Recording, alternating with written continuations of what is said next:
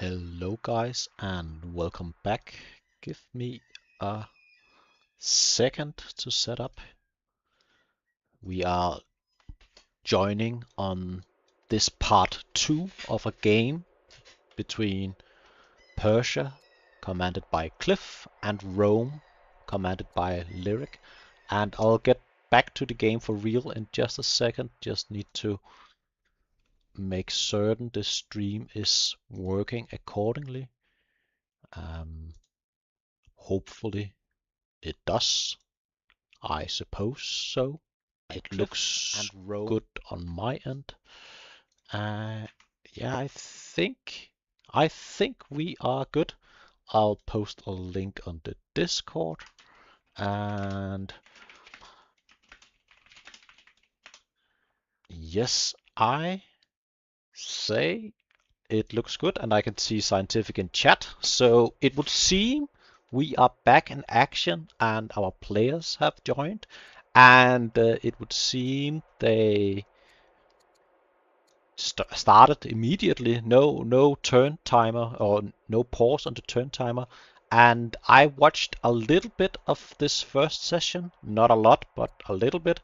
I saw our Rome player Cliff had some pretty early aggression with a tactician and challenged this side in the beginning, but it would seem he didn't hinder the Persia player in taking his sides. But at least he got to the middle. So just going over the current state of the game, and if you are just joining me, you can tell I haven't seen this game before. But going over the stats quickly, we have pretty even orders for the most part, and also pretty even science, and more importantly, pretty even military score. And we have 5 cities versus 6 cities. So Rome is up by a single city currently, and is fighting a few tribes up north, whereas our opponent would seem to not really have any current issues. But we are at a bit of a standoff with spearmen. I wonder what the tech path looks like. This is gonna be the tech path for Rome currently. We do have managed to snatch not a lot of military techs, honestly. I would have thought we would have gotten phalanx already, but nope, I was mistaken. This is warriors standing. So no military techs currently in our friend Rome at the time. And scientific is saying that this may be the last session before round 2 commences in the old world, which means that this is kind of exciting. Hopefully we'll get a lot of action in this session, and if we do, indeed we'll see the next round of games being assigned, hopefully later today. Going over to the tech path. I lost connection. Hopefully it's alright. Seems like we have 2 out of 2 disconnects. Give me 1 second.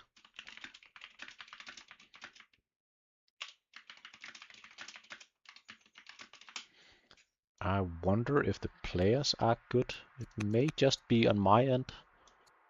It says 2 out of 2 disconnected. Hopefully. Server connection being restored. I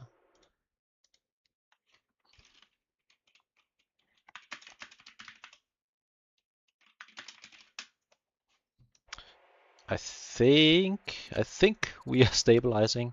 Not sure about Cliff. At least I have contact with Lerrike.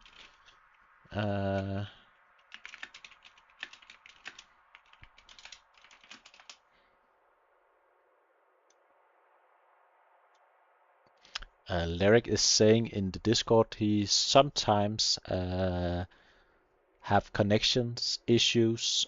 Last session it didn't happen, He's apologizing, but hopefully it will be all right.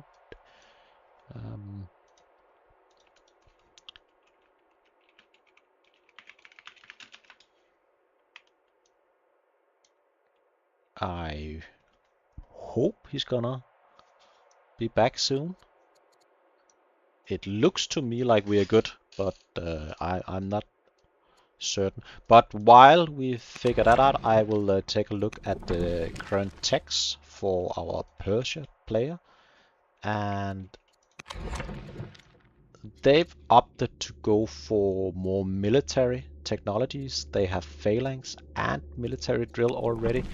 I wonder if we have more text overall. I'm trying to both read a chat and see the game, so it's a bit of a difficulty. They have pretty much the same technology. It would seem we are back at this standoff. Taking a look at the leaders in Persia, we actually still do. We initially opted to go with a scholar, and this queen has been ruling for the past 42 years, pretty good, which is always nice to have your first ruler go for quite a long time. And what about improvements? That's always something I'm curious about. Pretty equal overall. What about our units in general? We would seem to have 3 workers and 5 ranged and 8 infantry units. And if we compare that to Rome, they have 5 workers and 14 infantry units. So it's pretty close. A few more workers in the Roman side, but the technology would seem to favor our Persian player as it stands right now. And what are we having in the build queues? Currently, it looks like we are looking to expand a bit further. Do we have any religion? We do have Zoroastrianism spawned in Persia, it would seem. And what about family opinion? The landowners are upset in Persia. They are not following the in Rome. They are not following the religion. And we almost have phalanx in Rome, which is gonna be nice. Then we can upgrade, and the army would be somewhat equalized. Hopefully, I'll be able to go back to turn-by-turn basis somewhat soon. I don't know what exactly caused this rebel to spawn. Maybe this event we just had. But we do have a little bit of a rebel situation going on. Should be dealt with somewhat quickly. And the political situation seems to be a bit better in Persia as of right now. But overall, I'd say it's pretty even. What about the laws? We do have 2 laws currently in Rome, while Persia only got 1 law. Not a big difference at all. I wonder if Rome's current strategy, it looks like they are about to make some kind of aggressive move, but I don't think they can beat this army at all. But they look aggressive. I wonder if the idea is to actually go for some aggression, or they will attempt to clear out these sites. Having champions is gonna make it way easier to deal with all these vandals, and we do have quite a lot of these all around the side. And we do have the Danes. You love to see it. Skål! Love the Danes, although they are kinda the worst tribe in the game. I wish they got a better bonus than being better on Tundra. It's really missing the idea about the Danes. They should be better at raiding somehow, or better at the navy. That's pet peeve of mine. I do have a few. Legitimacy seems rather low currently for Rome, and also Rome are on the second leader, a hero and a robust hero at that. So a pretty aggressive overall leader, I'd say. Great if you're looking to make something happen. Not so great if you're not looking to go on the aggressiveness. I would much rather in this game state have an economic leader, maybe like a judge, scholar, builder, one of those. Um, the hero is quite expensive. However, we do have a big bank of training, so we could maybe, just maybe, pull off some amazing moves with using the hero's special ability to launch an offensive and get double attack one turn. Easier to pull off with a few ranged units, but I mean, it wouldn't be impossible, and it would definitely make this battle a lot closer than it currently looks. Rome has the forces a bit more split compared to our friend in Persia. But we might be lucky to get back to a play-by-play basis. And Elder Acolyte, I always find that interesting. We do not even have developed culture as of yet. So we can't use the judge for buying, but we do have 3 specialists in here. A miner, master acolyte, and a farmer. And I have mixed feelings about acolytes. I personally find the acolytes to be a bit too expensive. The orders are nice, don't get me wrong, but it's a huge investment overall. But I like it better than as some people do, build decrease. I'd say it's better to spend the civics in this moment in time and going to just get an Elder Acolyte. But that's just my take. We are moving the armies forward. I really like this settler coming out. I presume we are gonna go north and try to settle, but if we split our forces and Persia is gonna make a move, it could be pretty difficult.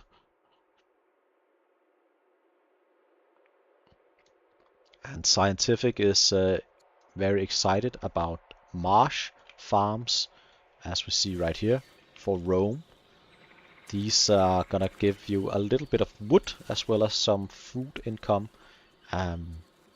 I'd much rather see you go for this fish and get the growth going online immediately. Even though these are nice, I still wish for the fish to be online. But let's go back to Cliff in Persia and see what he's about. We are moving our forces north towards the Danes. Some of the Swedes in the community might celebrate this move. I cannot. But we do not, as I see it, have any settler on the way. So it's gonna take a little while before we will be able to settle a site. Whereas Rome is already building a settler and is 1 city up. So possibly small advantage going in favor of Rome. But the legitimacy is currently... Ooh, she's doomed. It was favoring just before our Persian leader, but it might change somewhat soon. Do we have any nice heirs? We do have a Zealot, another aggressive leader. I wonder if we can opt to go in a different route. No, that's it. She's Princess Sand the Younger is gonna rule the world. She's a drunk, humble, and herbalist, along with being a zealot. Again, a pretty aggressive ruler we're gonna have, and I wonder if we're planning some actual aggression.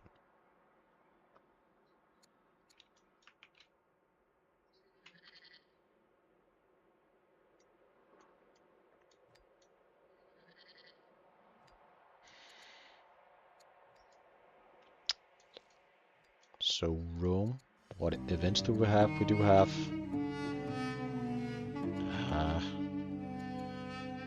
not really a great event.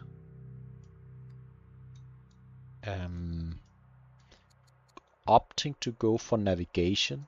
I like that a lot. I think navigation is one of the better early tech choices because you will always be in need of orders in the early game. So going navigation is a great choice.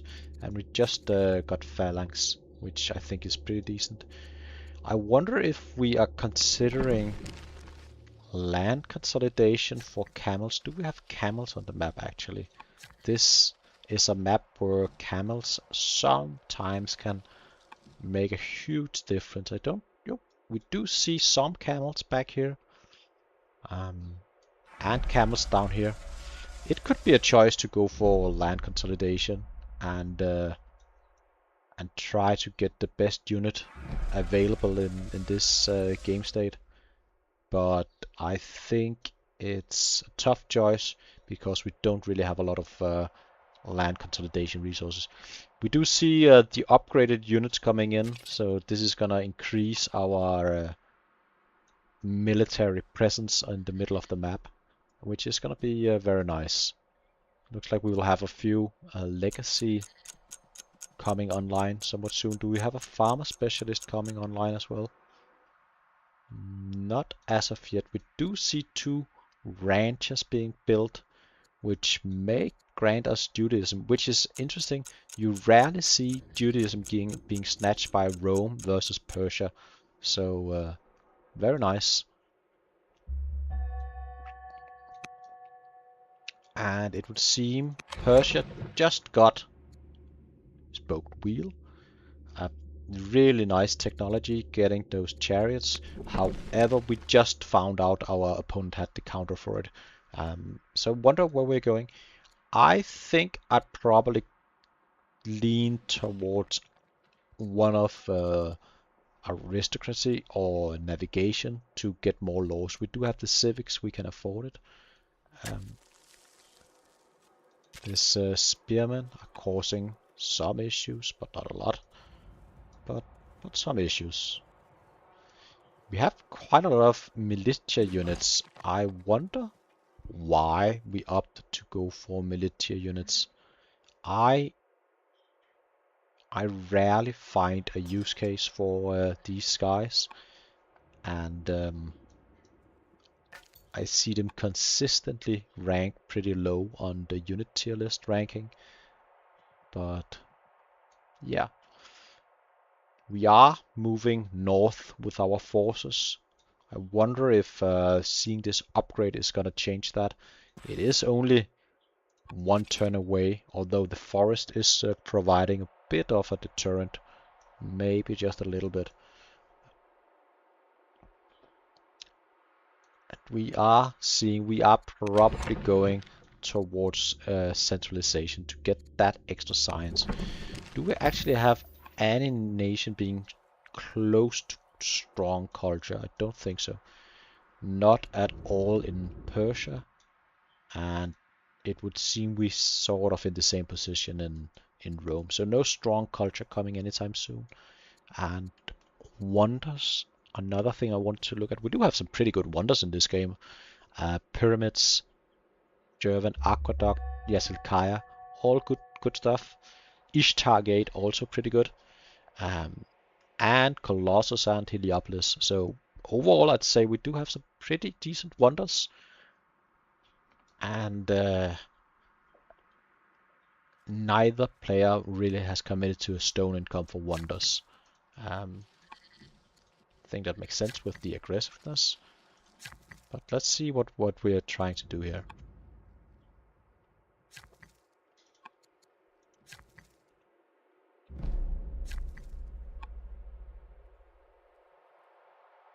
I always find this part of the game pretty difficult to spectate, trying to catch the action that could be in multiple places. We do see a few more upgrades coming in, and the queues are, oh sorry, these overall city states are, this I know some people requested, like to see this screen, and also this screen in particular would be nice to show a bit more as a spectator, get an idea about what's being built, and how the different cities provide for themselves.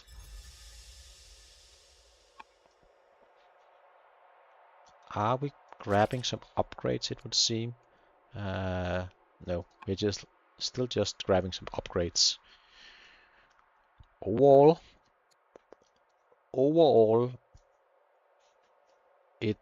I would guess we'll see a bit of a build-up for a little while. I don't think either nation really have the orders to commit to an attack currently. I might be mistaken, but spearman into spearman is quite slow, and I wonder who's gonna benefit the most from that. Science is basically neck and neck as of right now. The economy, for the most part, is also pretty equal, I'd say. The Roman economy is having a surplus and at least positive resources all around the board, whereas Persia is missing a bit of food and a bit of money. However, they do have some extra stone coming in.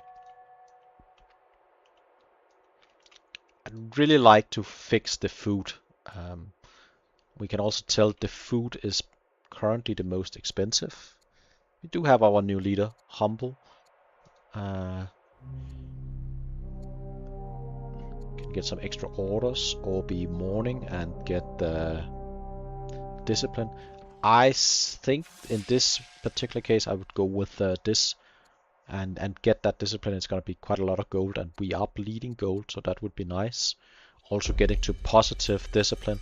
I think there are some events which would be nice, but I'm not an expert.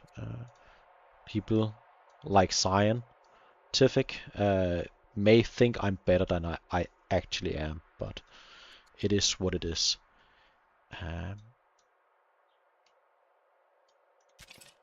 We see the general or the leader being promoted in the front lines. That's gonna be a bit scary for the people not knowing.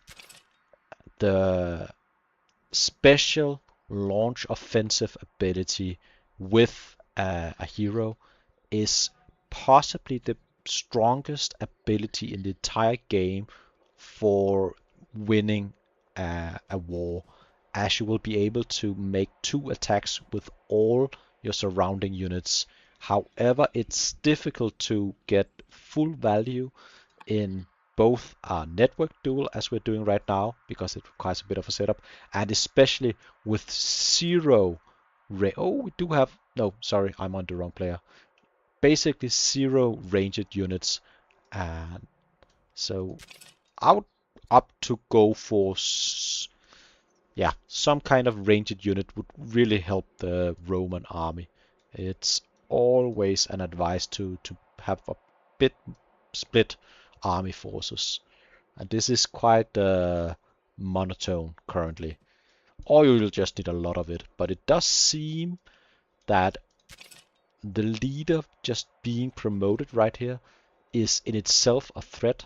We are falling back, and I really don't think Rome is in a position to do a lot right here. We do have home advantage. We do have better family opinion overall, I think. Maybe not impressively, but a little bit. And we are also having both slingers and spears in our army, and more army overall. But back to Rome. I'm not quite sure why it doesn't change by itself each time the turn goes over. If anyone knows that, let me know. But we did get Judaism, I think, last turn.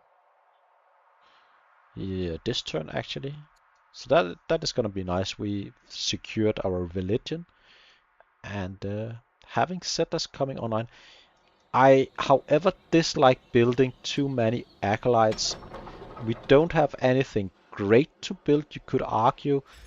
I think I wouldn't mind just going for some straight up normal mines, and in a landowner city build a specialist on the mine. It's gonna provide you with a bit less science, but you would like to get better iron eventually for our unit, and also just in general. And the training is pretty decent. I think that could be an approach. Alternatively, you could maybe opt to go for some stone cutters, get a bit more civics going. I like that.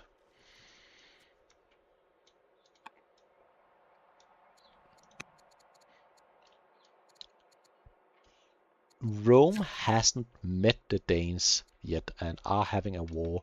I appreciate Scientific helping out in the chat and saying we got a peace with the tribes. And this is quite funny. The Danes have only met Persia, and the Vandals have only met Rome. So they each have their own tribe, almost stealing the map in 50-50 split. That's maybe this is one of the few games besides having a scientific game where a diplomat would be very interesting. Having an alliance with the Danes as Rome would be pretty strong. Having access to just move these units in. I say that could be devastating. They are not too strong as of yet, only 4 strength, but eventually there'll be 5 strength unit and they can do a lot of damage in this part of the game. Um, the overall tech rate is very low for Rome currently. 24, I'd say, is lower than I'd like it to be, and we are building a wall for defensive purposes. I mean, I can see a wall being built here is actually pretty decent. Eventually, you might see war around this area, and this is gonna buy you a lot of time. I don't know if I would build a wall per se, but I can see the reason why you'd like to go for the wall.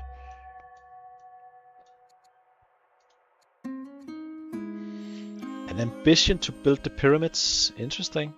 Uh, we've only opted to go for one law, so there could be value in getting the pyramids. It is one of the better wonders in the game, but it's a bit late to get it, I'd say.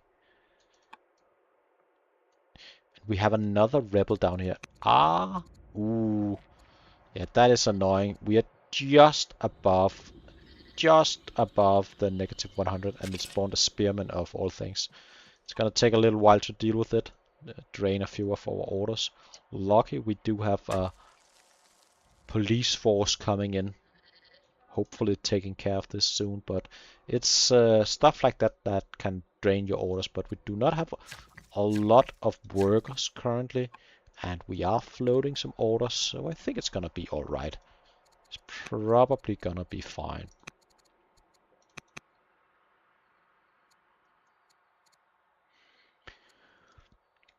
But 2 very aggressive leaders right here.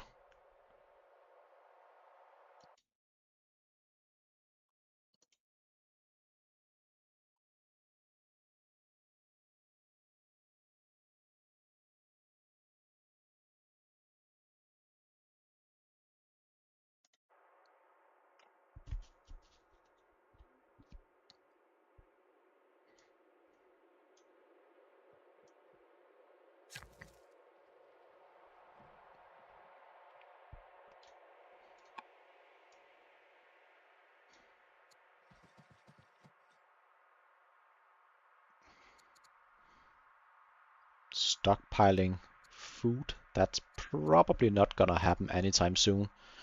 It looks like a failed ambition to me. Um, I wonder if we are going for this. You hate to get uh, your statesman angry, but you do not have a lot of options. However, getting experience on the leader right now is probably a good call. And we did end up going for morning before, and I think that was the right call. And all right, back to Rome.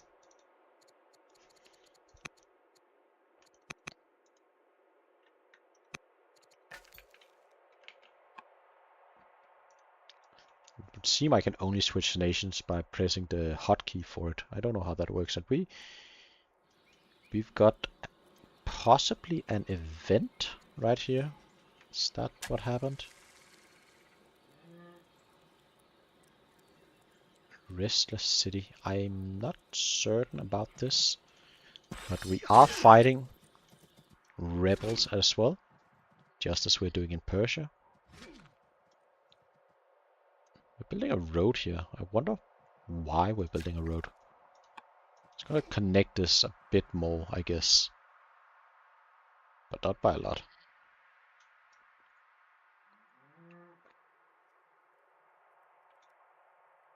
And we've got 4 militia units in here. That's... Oh, I guess this was... prison conscripts. So we've earlier opted for that event chain. I don't remember exactly how it goes, but those are the rebels.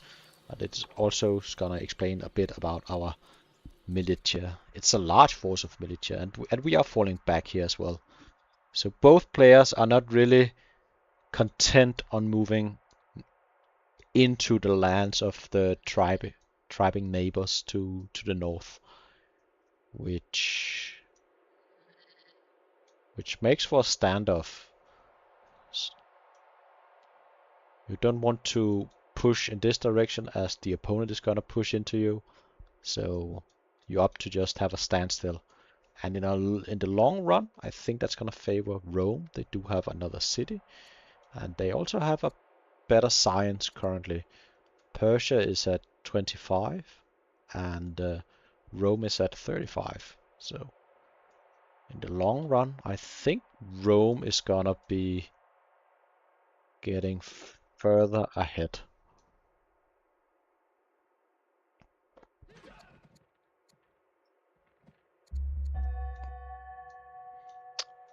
And we are going back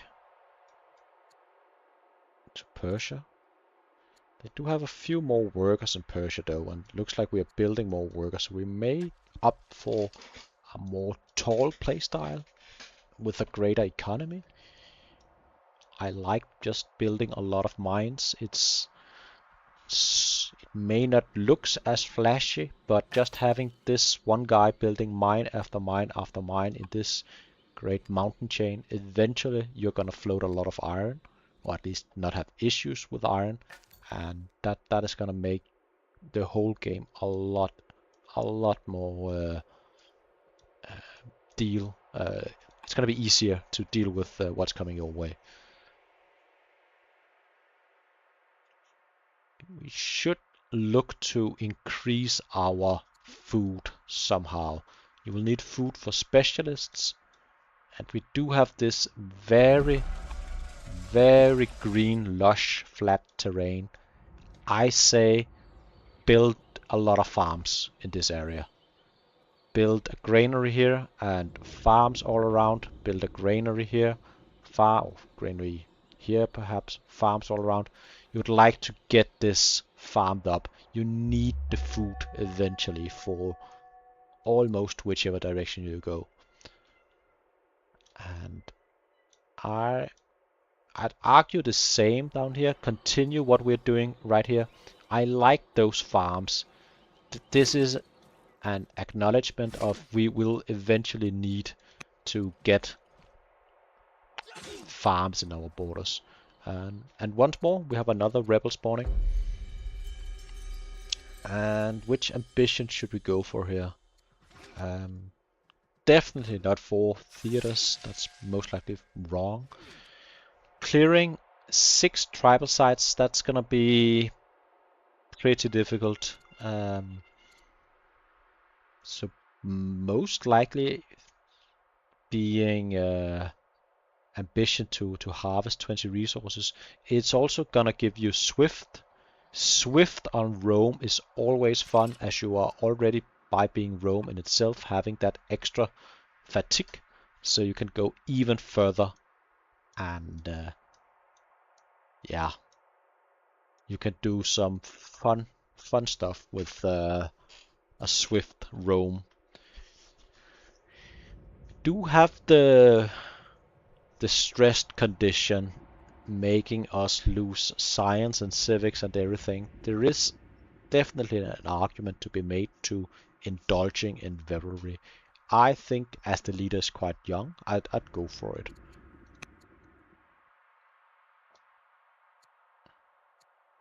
Could we spread our religion, our pagan religion, to landowners? It'd be nice.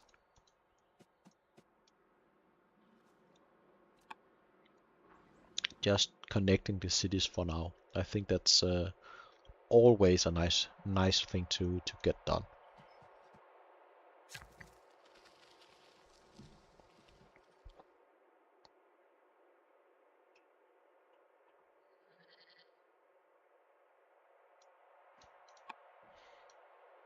Clearing a bit of the forest. And letting the turn pass. Vandals falling back. A lot of vandals. Back to Persia. Really need to do something about our science. I think the rule of thumb is being basically having the same science output as turn order, and I think that's being conservative. But we are not quite on pace. We are actually around half pace. Deliberating, not building farms close to the pastures. Which player is omitting to do that? Is that this looks alright, I'd say. Maybe Rome. I think we saw some, yeah, less than stellar location for some of these farms. I can see that. Also, I think to remember building on marsh, while the resource in itself is great, it's gonna take quite a while before your worker is fully healed once more. So there is actually a greater cost than it might seem to build on a marsh, because each turn you're gonna lose 1 HP, and if your worker is below 20 HP, or in intervals of 5, you lose 1 turn of efficiency on your worker.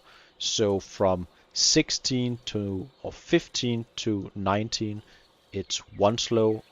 From 10 to 14, it's additional extra turn of work. So over time, it's gonna add up, as you will need a turn to heal it up.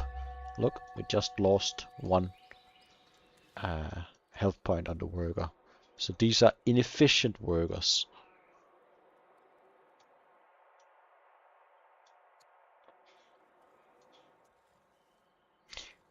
It's right. I like the farms in general, but I'd say it's better to build the farm next to the pasture. While the farm in itself is good, it could have been placed better, but it's way better to build it than not build it at all.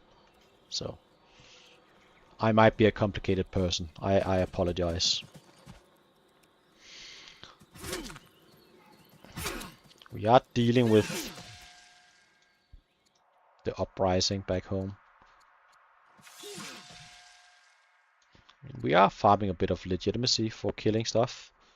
That is always something. We did get to being the drill master, which I think is I'm not quite sure how to show that. Yeah, military kills, which is nice. A bit of extra legitimacy, always nice.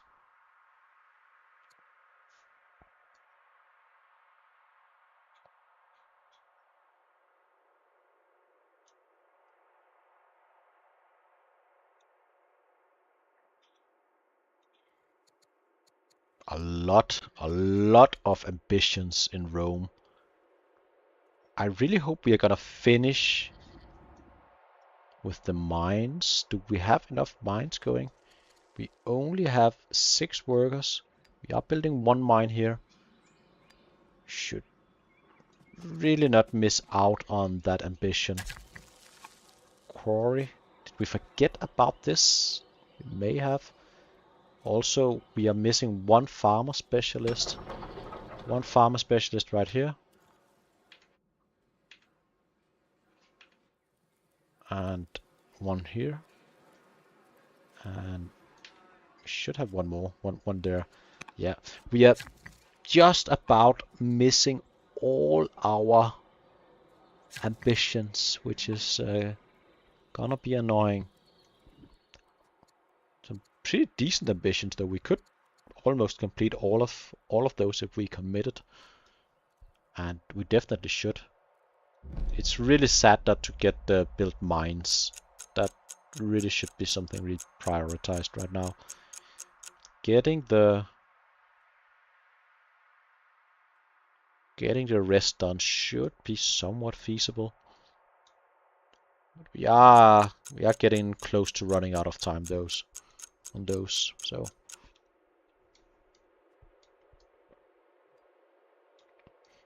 we could perhaps rush a farmer with our civics. We are in 2 turns gonna have a citizen. Put him in here. Rush the farmer. I'm not necessarily saying it's the right call, but it maybe would be an option. Still, I'd prefer our citizens had better works to do than an ordinary farm, so tough choices overall. Going back to Persia. And what are we dealing with? We've also dealt with our uprising. Both players are trying to find their footing, it would seem.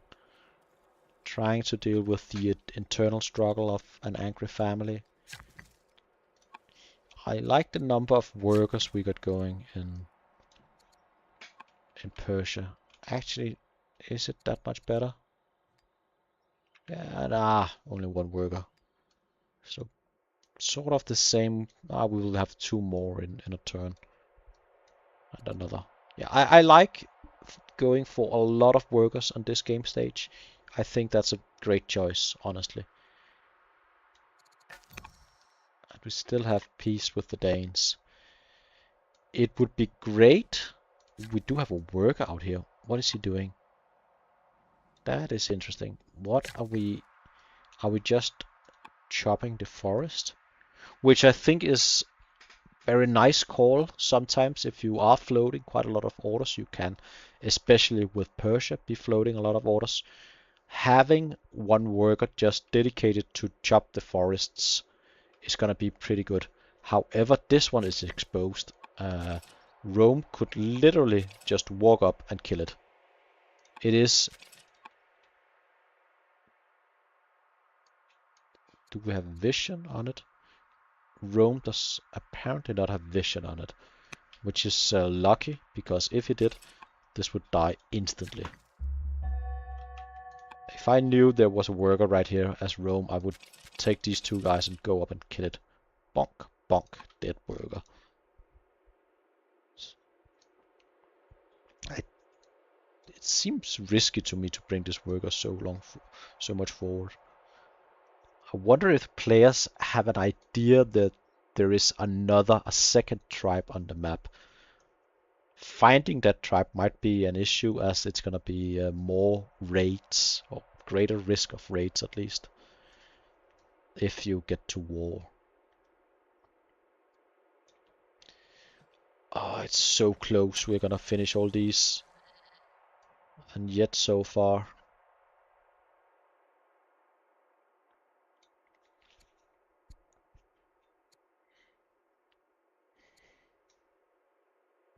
So close and yet so far.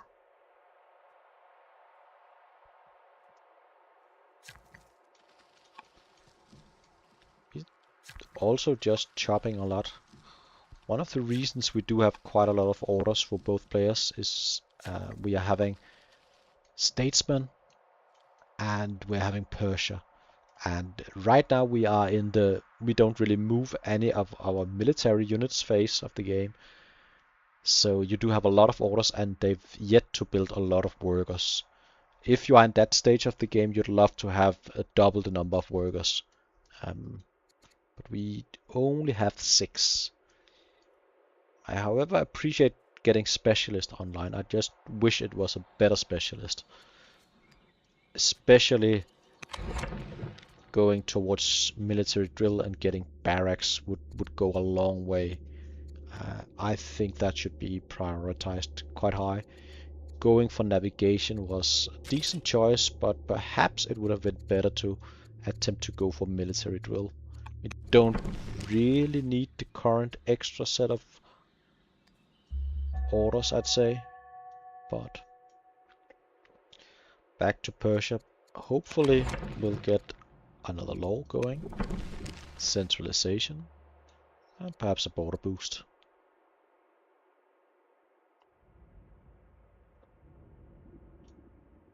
Hope we're gonna repair down here.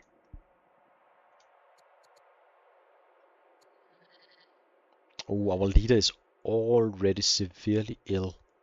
That's not great. Although I'd say this leader is not really doing anything at all for our current predicament.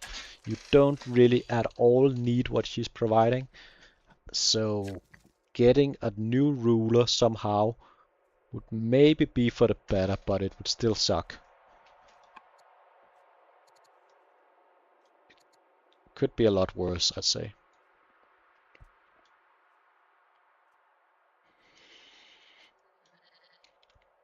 We are going for the border boost. I think that makes sense. You always like to see that border boost. We see Persia's science just really not keeping up currently. Rome is also rising above on military score.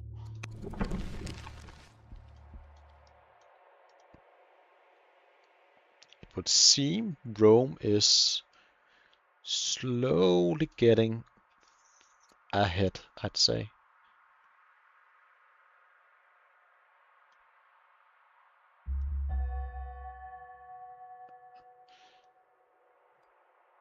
I really think we should opt for fixing our science, and none of these techs are really great for fixing our science. Perhaps monasticism and getting our Judaism religion as we're building disciple could be worth. Scientific ask if we have any four-lord timings coming. I mean that could be perhaps be a play in our current situation. We do only have 3 laws currently. That'd be another reason for going. We didn't. We did go for forestry, but if we had opted to go for either monasticism or citizenship, we could have gone for 4 laws and perhaps pumped out some eunuch units. But right now, I don't really see it. To be frank, I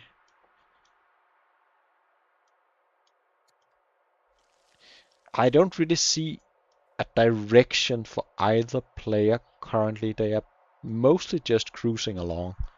At least that's my assessment. I might be entirely wrong. They may or may not have a crystal clear idea about what they are doing, but I'm not certain what we are currently doing.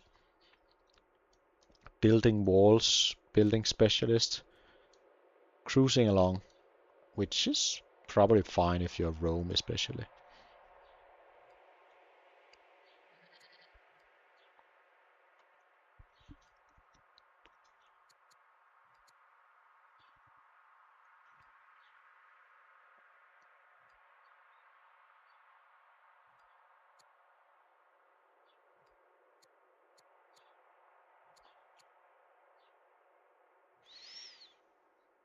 That's a large family tree. That is a lot of kids. Holy.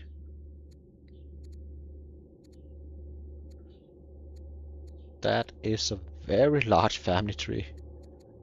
How did we get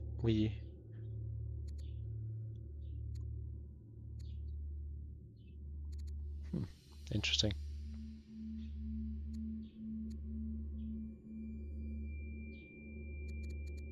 This was the first leader, doing quite well for herself. Got 2 husbands, and along with that, a lot of kids, it would seem. A lot of kids. If you look at the opponent for Persia, we do have a very different story on the family tree. We have basically nothing, and our current leader is severely ill. So that's pretty unlucky. Actually, another pet peeve of mine, I wish the family tree were a bit more normalized. I think it sucks to lack heirs and not have any options in that sense, whereas the other player can have 7 or 8. Not a lot of counterplay. So I wish we had a few more kids as a bare minimum in competitive play. I'm not saying you should be guaranteed 7 or 8 kids each leader, but a minimum of 1 or 2 within reason should be possible. It seemed like we got a son this turn, so the family tree it's already improving. I just had to be upset about it.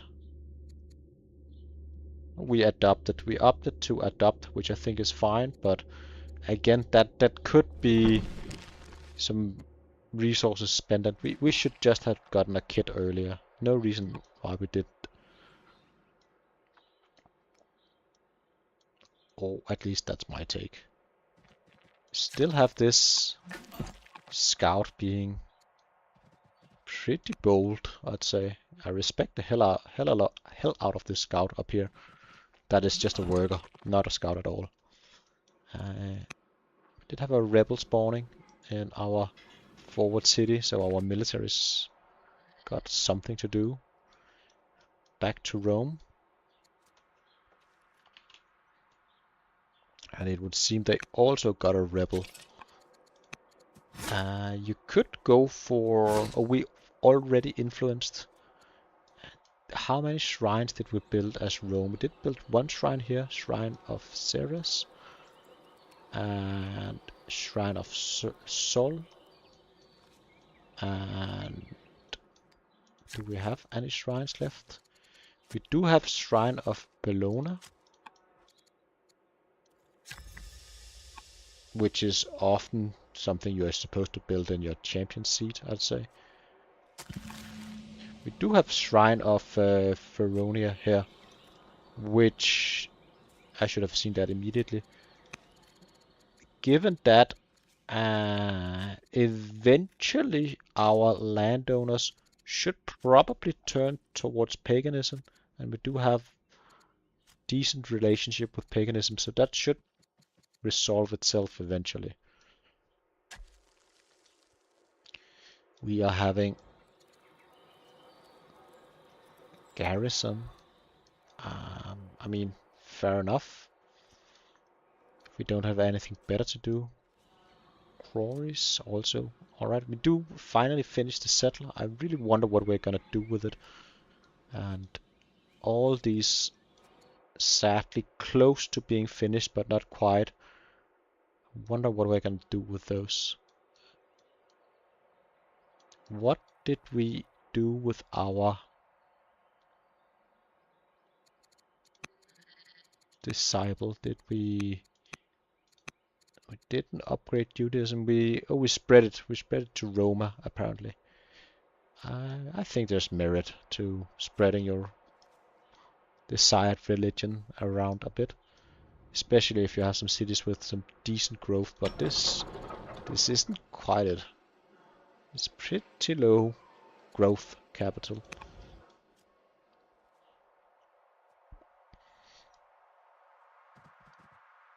Are we gonna make a move on this? This is scary. This is quite scary, and you even have some club throwers in here. Oh, this is gonna be so annoying. Would love to make a move on all these guys, but again, it's just a daunting task to approach those. Hello and welcome.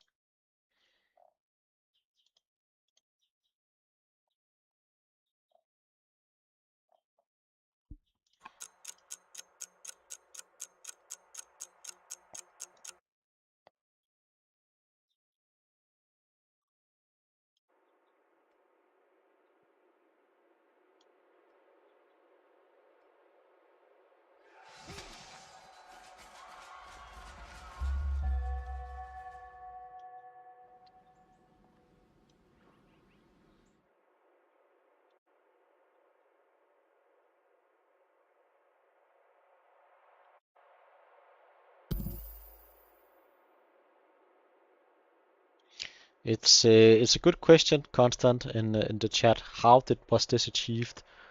I think you may have pulled some of the vandals from this side over at some point, and they never really pushed further. We are missing a lot of vandals up here and here. They somehow got aggroed and de-aggroed. I'm not quite certain how you end up in this situation. I was just being silent for a second. I muted myself while I took a bite. I'm back. I was never gone.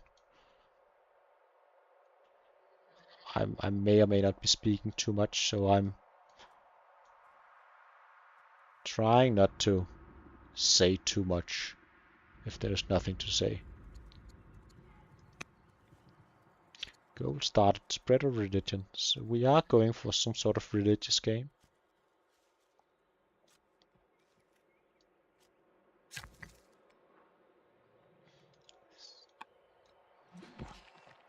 What I would do if I were in Roman position, I would build barracks in my cities and then I would get officers. That's gonna help with science. And I know I'm sort of repeating myself. I've said it before, I know. But yeah, getting some officers would really help your science. And you'd like that.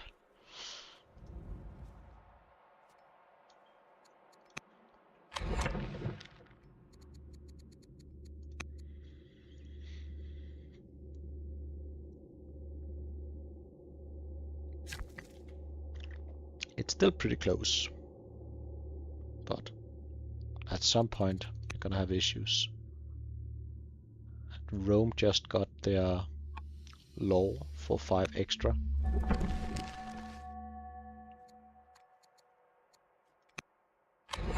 They just got served them.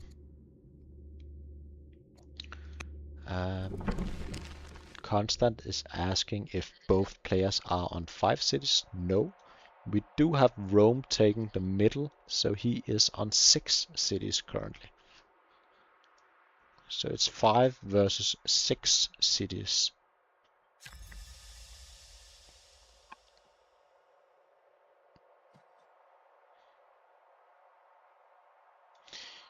I wonder what our idea with going forestry is. We don't really need, at least not as of yet, we don't really need any extra wood. It could maybe just be for camels going all the way to land consolidation, as we do not have, we have some silk, but overall I wouldn't say the number of land consolidation resources is at a level where it would be reasonable to go for it by itself. You do need another reason, and that reason could perhaps be attempting to go for camels. Could maybe also be a very long play, trying to go even further towards Botkin, but that's way too early to consider such a thing. Most likely want citizenship and monasticism before getting there, and even then most likely going down and taking some of the quite essential texts. But most of all, as Rome, we need to get military drill eventually.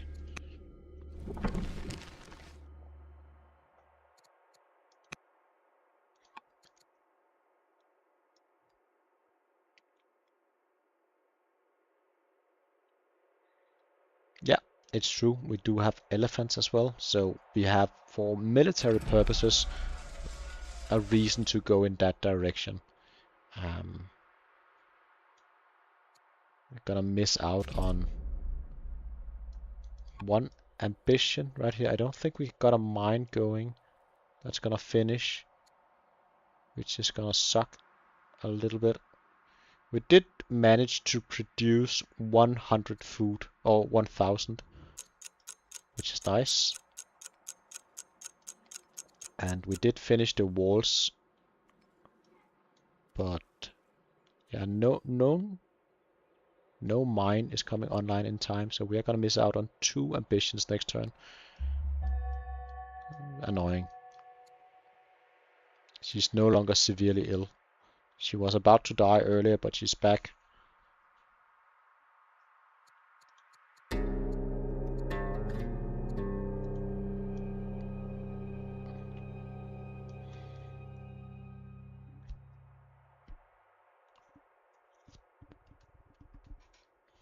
I'd probably go for either portcullis or composite bow or monasticism, all reasonable, so I'm not really helping. I don't think I'd go for the exotic fur.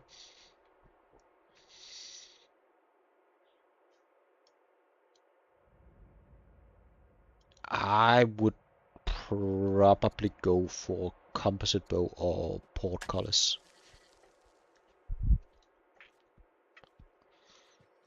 But there is no reason to go for composite bow if you're not already building barracks. You do have barracks available to you and you're not building any. So I really don't see why composite bow would make sense then. I think we can survive without monasticism for a little while. Perhaps portcullis could save some of our science. Yeah, the science is pretty low, but it's pretty low for both players. We did have some early aggression, but both players should and could improve the science. But I also think both players are feeling quite threatened by the opponent, as this standoff is only 1 turn away from making a big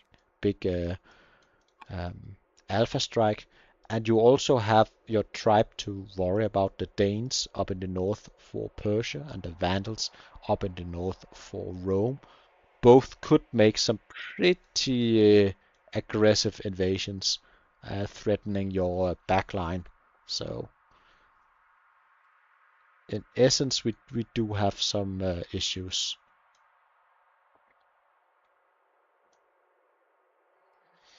I believe Scientific was in the chat earlier. Perhaps we could summon him as well. Maybe he's still lurking. I bet he is.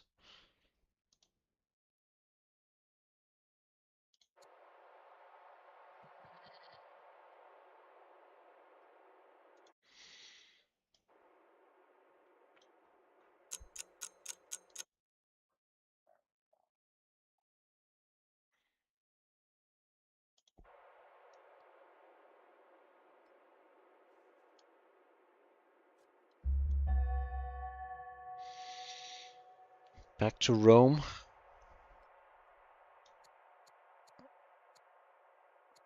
Did we manage to finish another? Control 4 farmer specialist. I missed that. Maybe we bought a farmer specialist. Or maybe I'm blind. It wouldn't be the first time.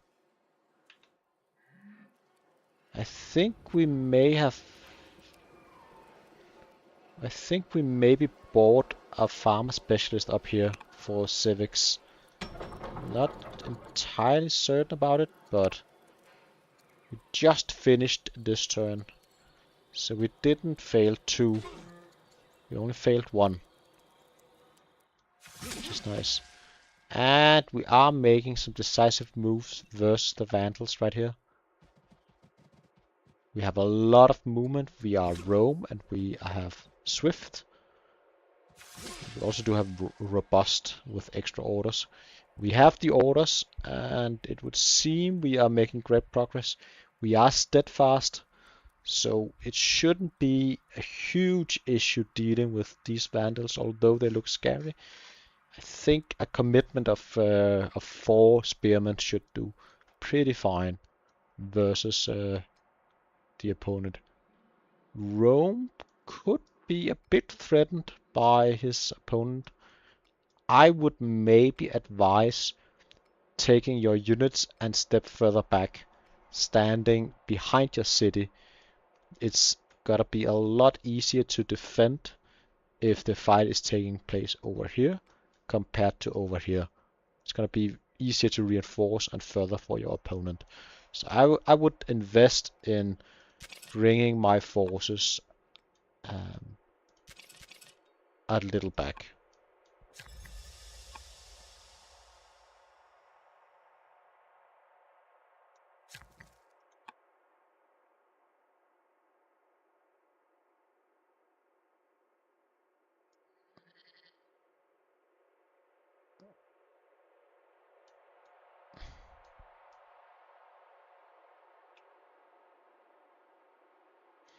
Speaking of personal experience when it comes to the aggressiveness of the Danes, what is that supposed to mean? It's a comment in chat.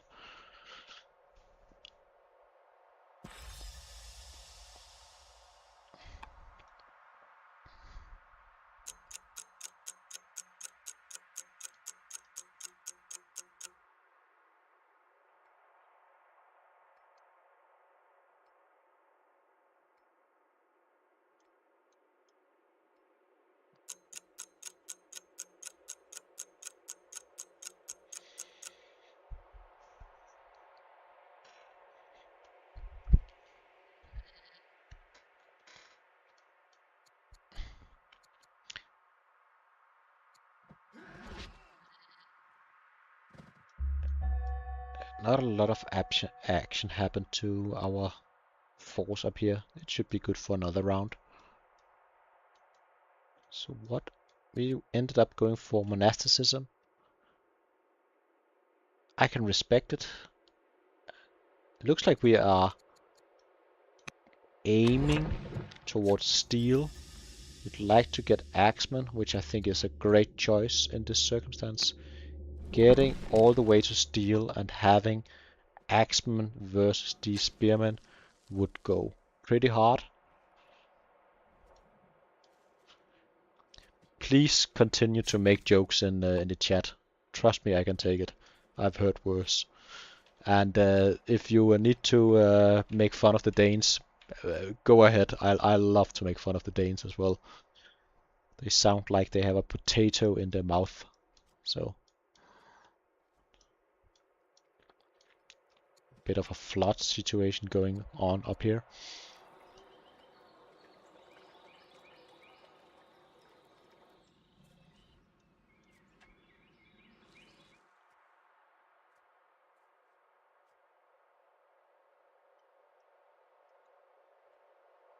Scout coming out. How many scouts do we? We've already got 2 scouts.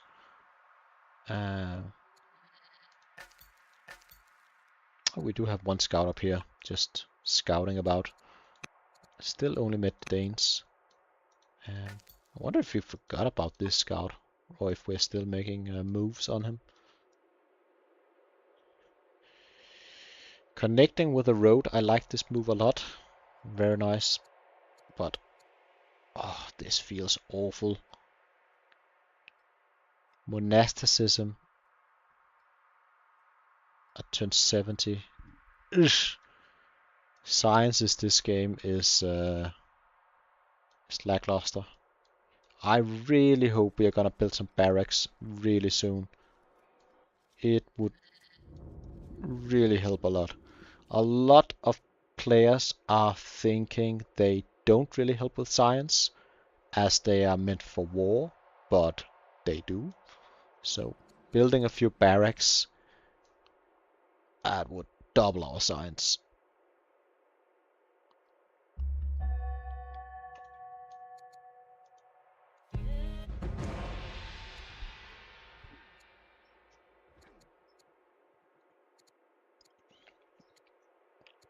Well, as coming of age, I almost always take this event up here. I just think it's more fun, but maybe this is actually better. But I find myself often taking this one, and I'm not at all certain it's a good choice.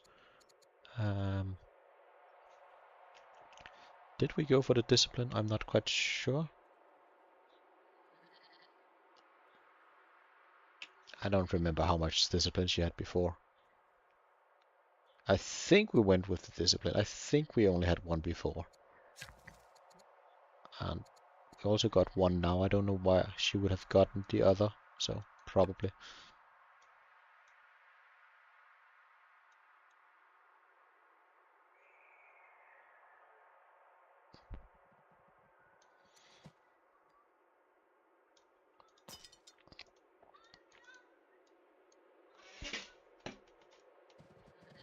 It's all good, son Clausewitz in the chat. I just appreciate the engagement. Trust me, it's everything is welcome.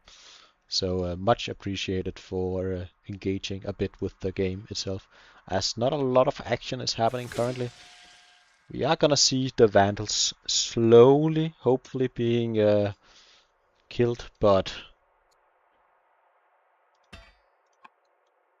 it's a lot of pretty strong units right here on the border, ready for action. Pretty dangerous. And again, I don't think they're gonna do crazy number of damage. It's difficult. I'd love to push on the side itself and just get the settler down. You will eventually clear the side, but oh, it's difficult.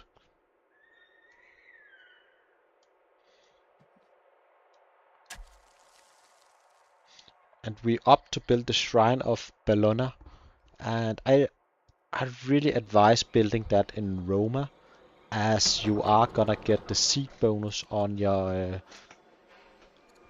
to take even more advantage of that shrine, get even more training out of your city, and we're building master acolytes, uh, stone cutters.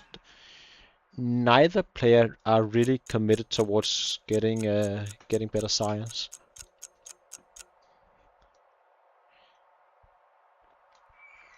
Probably the early aggression threw them off the game, but not sure. I have no personal experience with either of these players. I don't know them. Never talked to either or experienced either in a match. So they are completely unknown to me. I need to get this back, hopefully. It is looking a bit rough up here, especially with the reinforcement coming here. And I know my assessment 2 turns ago was it is looking decent. Now I'm not so certain about it. This could prove fatal for our Roman friend. I wonder what happened to this worker up here. Did he go back? Looks like we chopped some forests and eventually made it back home. I never saw any aggressive move, so probably.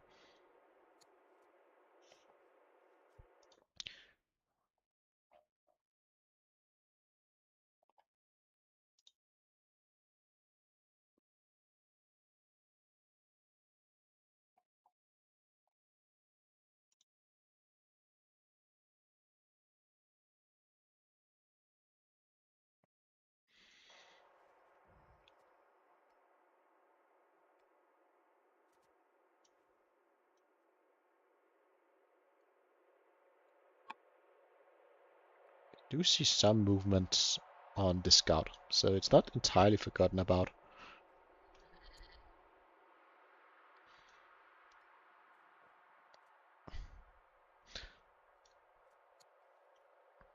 Garrison being done soon. Are we still looking competent and similar?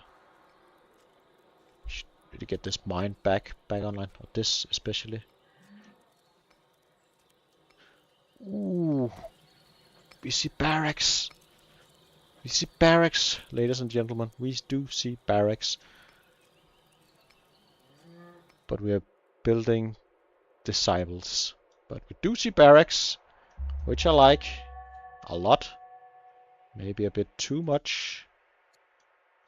But I gotta say, barracks are always nice.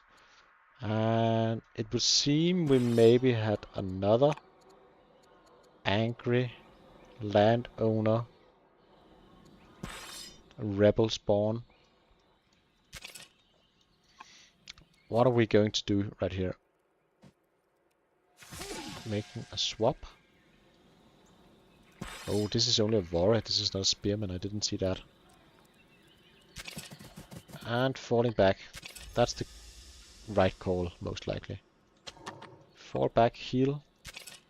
But what are we gonna do right here? We're probably gonna maybe draw the attention of some of these guys over here.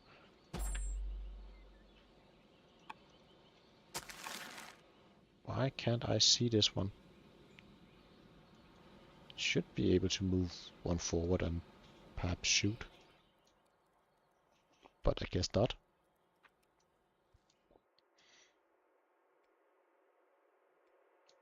Yeah, I'd fall back, stand around here and take 3 of these guys and come up here and help. But it's easier when you see the whole map. This is gonna take a long time to kill. It's a champion site with a wall. Play around your fortress position in the middle. It's gonna take at least 2 or 3 turns. In that time you could reinforce quite a lot.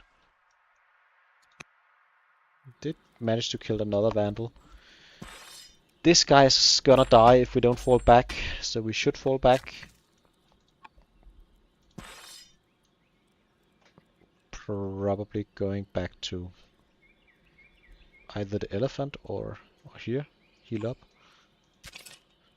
This is getting difficult to calculate if this guy's gonna be alright.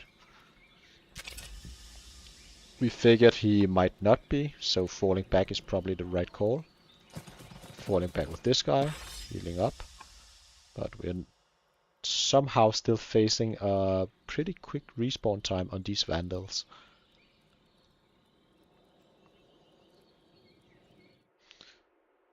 I think the vandals are currently winning this game. They have the most city sites. 1, 2, 3, 4, 5, 6. Okay, so they were equal with Rome, but I think they have a stronger army, to be fair. Imagine if it was Huns, that would be pretty devastating. I hope for Rome we're gonna see the landowners adopt quite soon.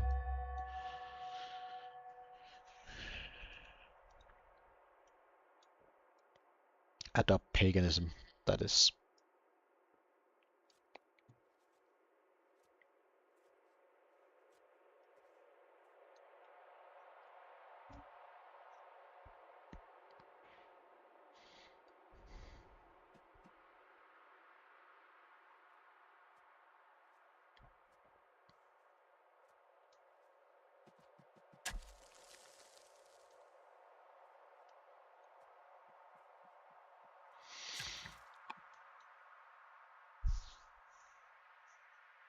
Yeah, there's been a change in the tournament settings, so Huns are disabled by default.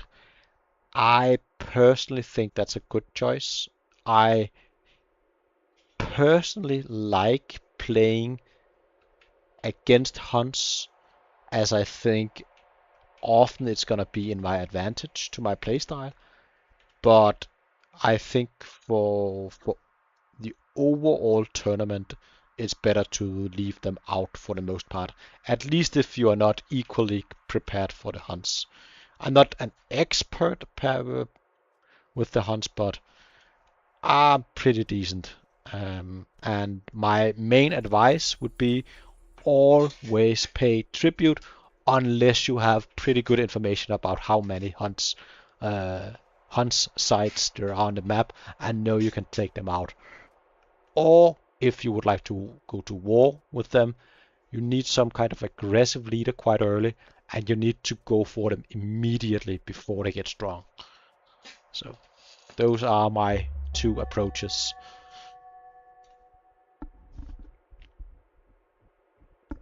We did finish forestry, and it would seem we did get another. Each turn we get a new. This is quite the forest fire we got going on here. Wildfire. Sorry for the sound, it was probably pretty loud.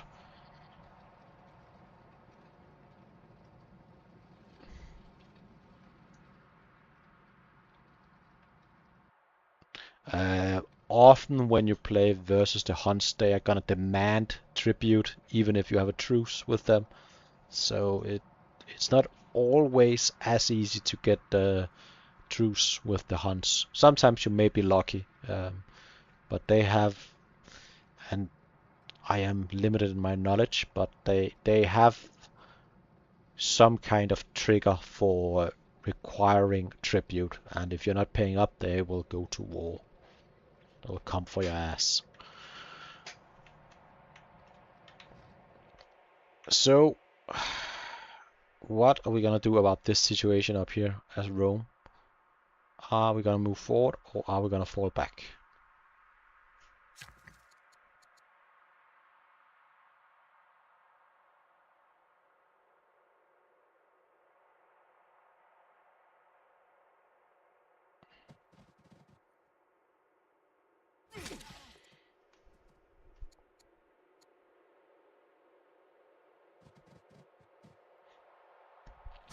This may, not certainly, but it may aggro some of these guys over here.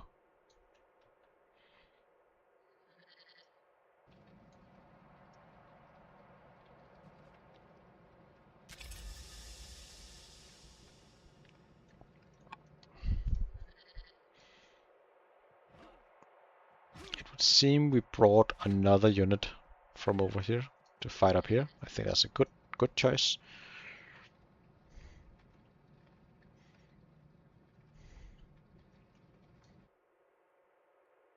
Yeah, that's quite fun. Maybe these are just, the greatest of all time. It's a setting I have down here with show custom.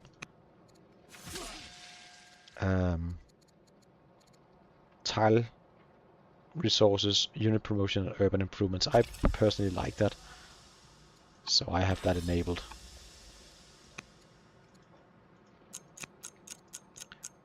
Normally I end up turning it off at some point because I feel like it's a lot of text. So as the game goes on, I'm less inclined to have it on. But as of right now, it is showing Besieger, Steadfast, and Ghost. I can also say this game is being played on the slow turn timer, and I think that's going to be the new standard, at least for the next round. I think as the tournament progresses, we may see the tournament organizers up to put it back down to medium again, as it's going to speed up the games a little bit, and it's going to be a bit easier when players are a bit more familiar with the current settings. Playing in network is a new endeavor to some people, and that should be respected.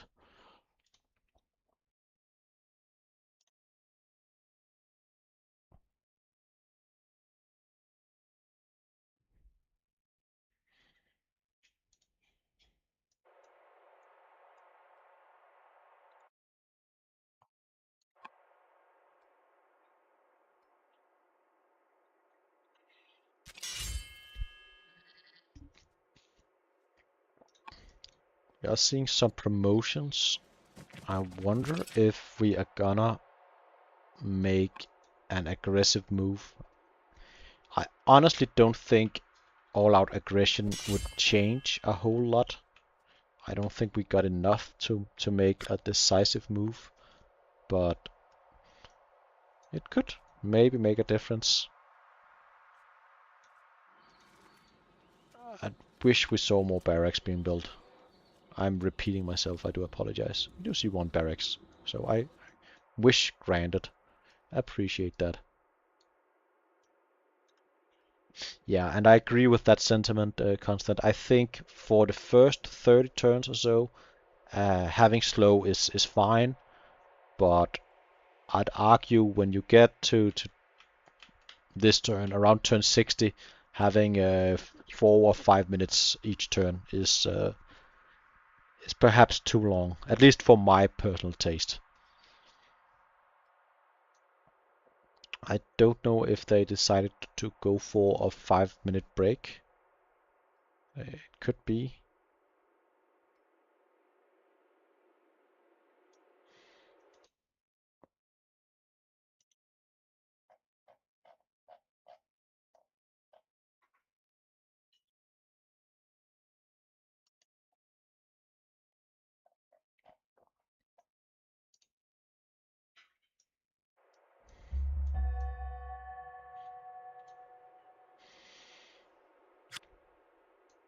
Okay, it looks like we're gonna have a 5-minute break, so I will also be back in 5 minutes or so.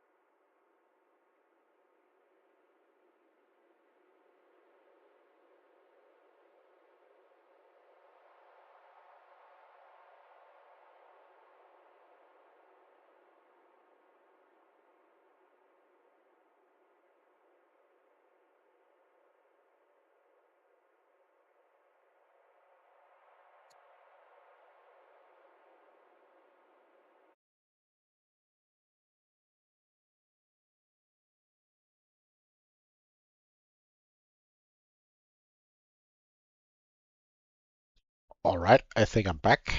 And apologies to the players and the viewers. I just took a little break as well as the players. I don't think I missed a lot. I, however, unlocked a new tech. It's the first time I put text on my stream. So, go me. Personal victory. And I really appreciate the barracks coming online for Persia. And hopefully we may see some officers eventually. It could lead towards some aggression. And it would see Rome. A unit lost. What did we lose? Militia. Oh, that's perfectly fine. At this time, I don't think you really need militia. It's fine to throw them away versus the Vandals. They can soak some damage. And currently they are just draining your food storage one food at a time while doing basically nothing. So losing militia to help a little bit taking this city, almost certainly going to be worth it. We did lose a bit of HP on our settler, but we are absolutely going to secure this site next turn. Or, yeah, even though there is a unit going to be spawned, very soon we're going to get this site no matter what. And where did we go in the tech tree after forestry? Have we opted to take anything? And then since then, I don't think so. So there is a decision to be made right here. Where would we like to go? I'd probably go for monasticism. I think that is my preferred. Why are we having our resources pillaged? I'm not certain. Garrison? No, we did do hunting, if I'm not mistaken. Trapping, sorry. Yeah, we did opt to go for trapping, and I can only imagine we'd like to go for military drill soon. Marble. 7 workers to 6 cities.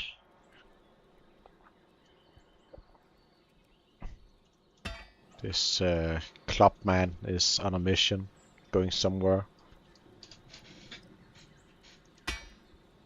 I wonder if this legit was a combat tactic to go to war and just having one club like this, and your main idea was to throw it.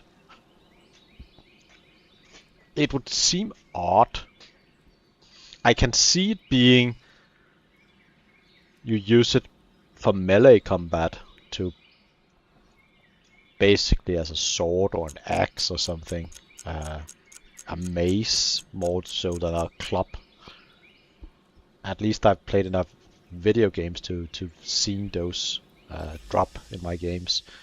But to be called a club thrower, one is imagined to throw the club, but maybe not.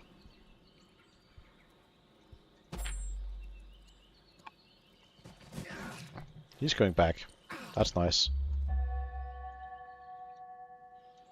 What do the Danes rock? They do have a javelin. Skirmisher. Huskarl. I like to see those. We like to see those.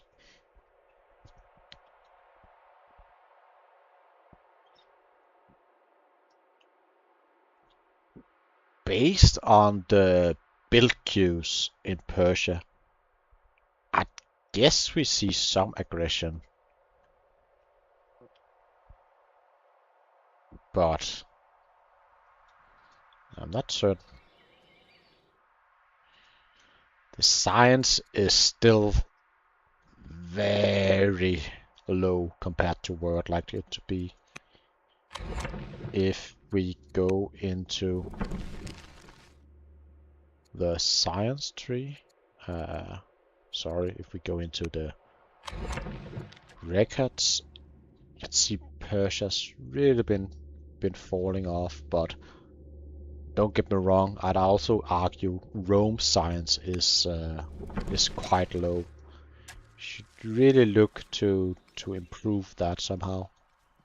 See, barracks, I like it. I repeat myself, I apologize, but it's also a bit slow with the action, with the slow turn timer, and not a lot of action. So, just talking for myself, attempting to keep the conversation going, learning as I go. I'm trying my best. I hope the players, when they eventually, maybe going to rewatch this, they can learn a thing or two from the cast. But alas, I'm not certain. Looks like we are done with our turn. Should pass it over. And we do.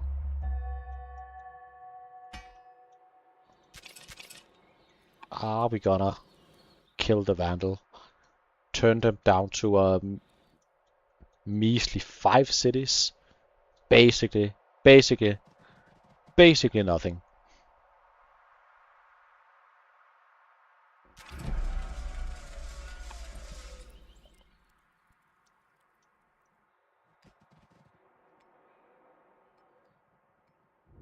I think we've built quite a few disciples. Did we at any point go for improving our religion? No, we did not. But 4 of our cities follow Judaism already, which is quite impressive. That is a lot. So there is orders to be had if we go for monasticism. And we'll get a city. And this is gonna be nice. Direct sea connection around this mountain. So we can reinforce from our champion side or seat all the way around here and be here in a jiffy. Very nice. I like it. And fishing for compliments in the chat, that helped me a lot. Appreciate it, guys. Appreciate it.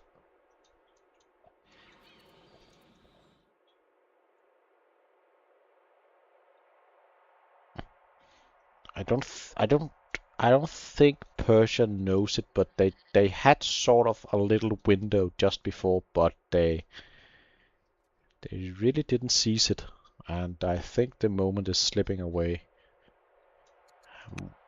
What about our military graph currently? Yeah, it's Rome is still ahead by a bit. I think we begun the session around turn 45 or so. So not a lot of units have been built in that time. Yeah, right about here we begun today's session, turn 40, 45-ish. Please, I hope and pray for officers in either nation.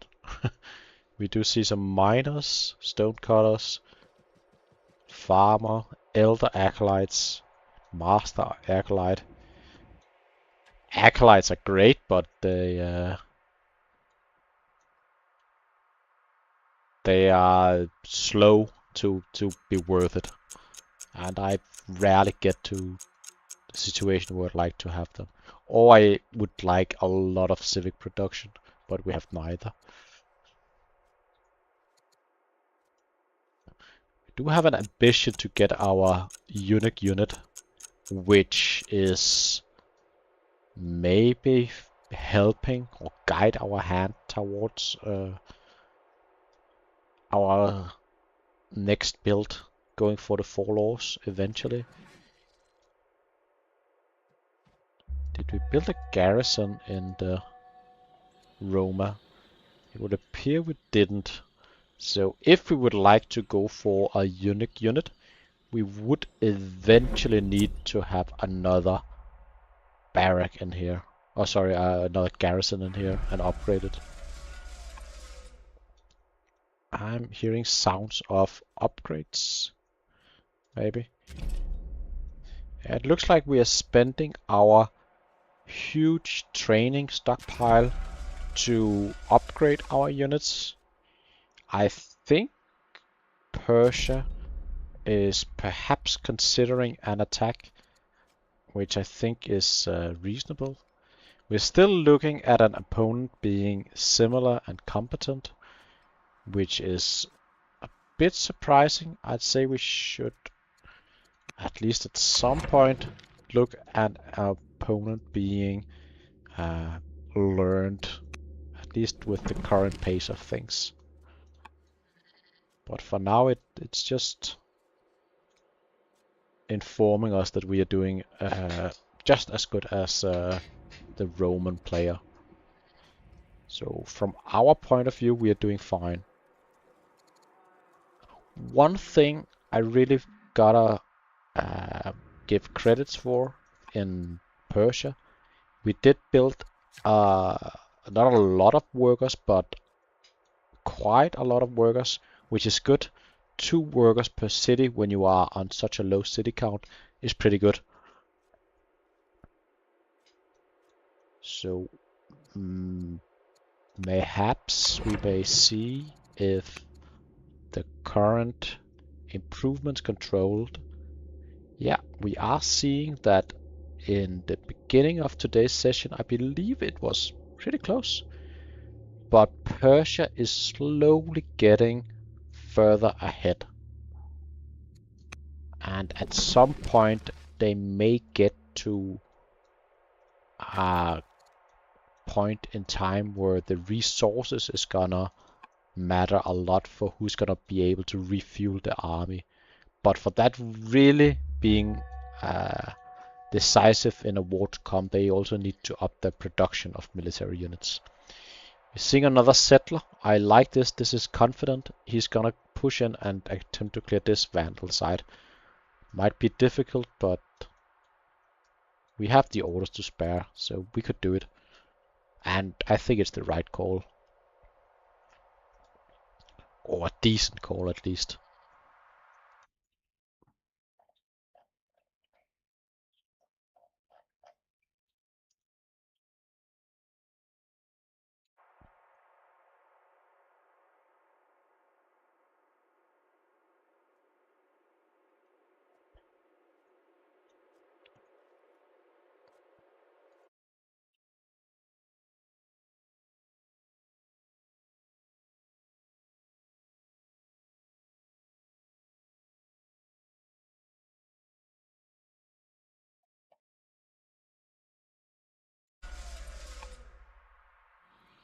The last warlord here.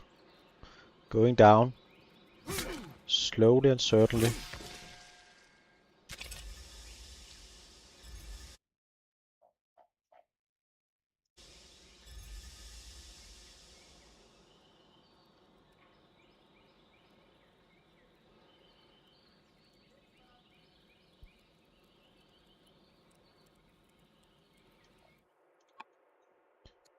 And do we have anything marked in the technology tree? I don't see any ideas about where we might be going, but I did like the monasticism pick earlier. Get a bit further on the order count is always nice, and you will accomplish that. And we did put in a lot of effort to spread our religion. 4 cities already. However, it's pretty angry. Luckily, no family follows it. And I actually not sure why we haven't gotten the landowners to follow paganism as of yet. This is clearly the majority, as there is only one. But to my understanding, it should flip. But I might be missing something. or maybe it hasn't been long enough. But it is a bit weird to me why this guy ain't flipping the whole family. If anyone in chat knows that, let me know. I'd like to know that.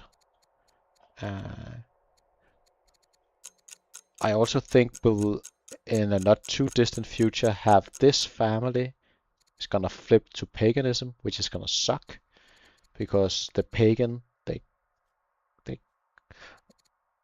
the pagan really like us, and they gotta flip to Judaism, which is gonna be very annoying because the current Judaism relation is pretty lackluster. Okay, back to Persia. Still looking pretty similar to the opponent. Do get the intel that the opponent has cleared another city, and we've met the Vandals and opted for, at least for now, just go with a truce.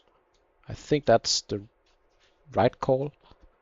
We still have peace with the Danes, and we'd actually wish the Romans found the Danes, but they haven't, and we managed to clear this entire forest. So this worker is just standing out and about. Probably bring him back home and just start building some elephant improvements, quarries, farms, whichever. Everything could work.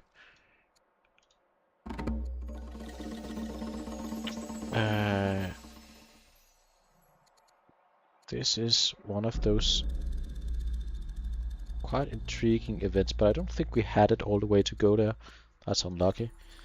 I love those event chains, but I'm not always certain exactly what's required in the different steps. I should actually look that up at some point.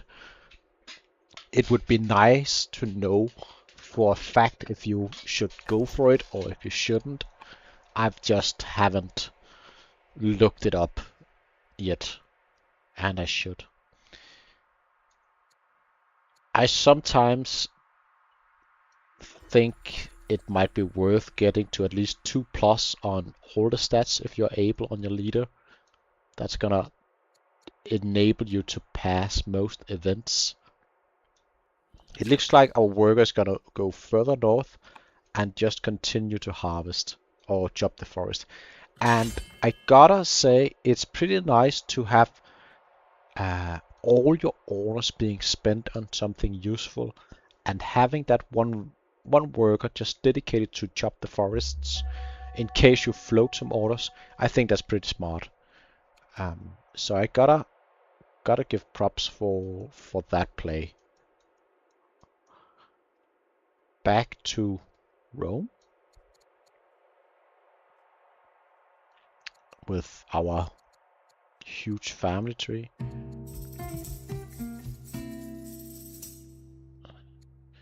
Become affable or intelligent. I wonder what we went with. Did we go with...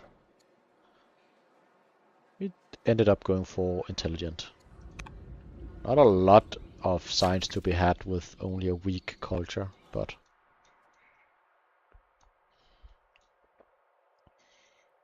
We are building so many farmers, and I really don't get it.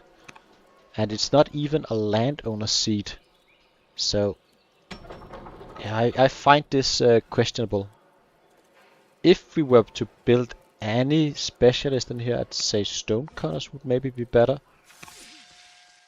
And we've yet to improve the fish. I think we've just forgotten we have the fish. So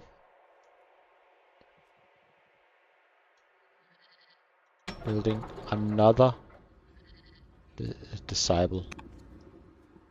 We've almost got our religion spread to all the cities, and we are with confidence moving forward already.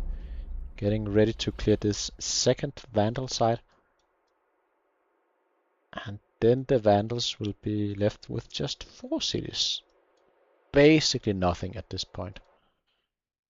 Basically nothing.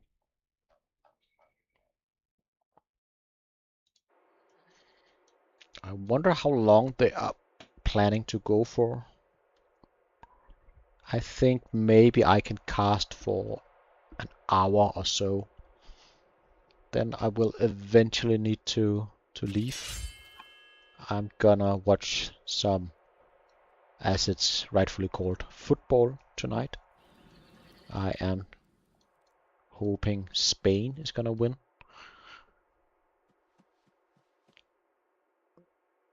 But we shall see. I was cheering mainly for Norway, and they sadly lost to England. We do see the Roman scout scouting a bit further up north, but we didn't go and find the Danes. We opted not to look at all in this part of the map. And I honestly think it's a good call, but it's impressive restraint not to be curious about what is it all Vandals or is there another tribe on the map?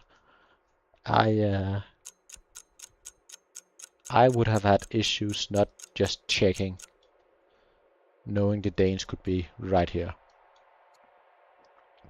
We're building a lot of slingers, trying to better our composition, our army composition in Rome. We are gonna have a few slingers, which is always nice to have.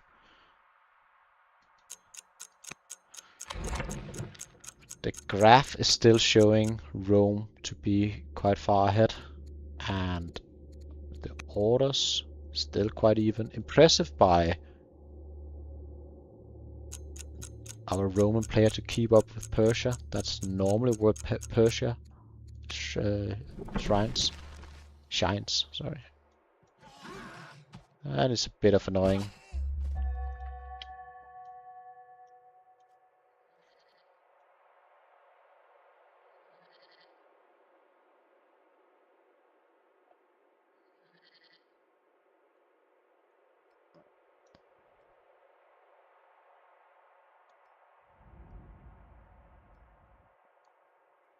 Not even a strong culture yet in any city. That is also pretty remarkable. Normally, you'd see at least one strong city by now, but not in this game.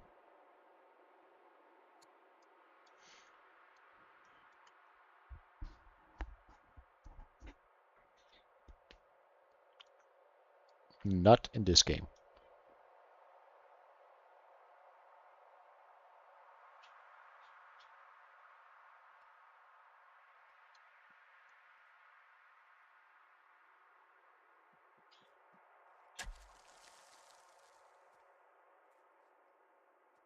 I am not gonna apologize for reminding people about football, but I understand if certain nations are dreadful about being reminded.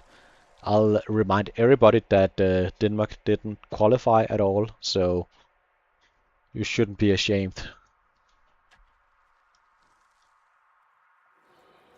I love this. An officer, behold, an officer is being born. And I don't know, what is it with all these master acolytes they both keep building? For what reason? I really don't get it. Build a rancher for the goats. Build an officer. Don't go for master acolytes, but they are both doing it. I really don't understand it.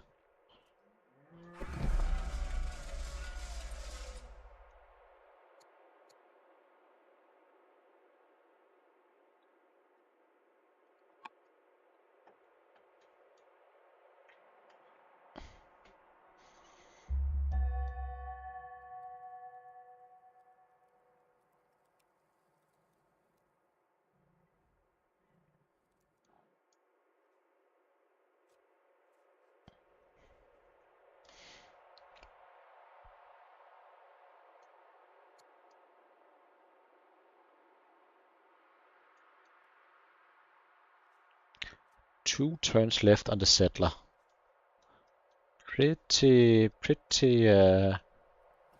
good timing on this, I think, if we are gonna move in with everything, and I don't see why not.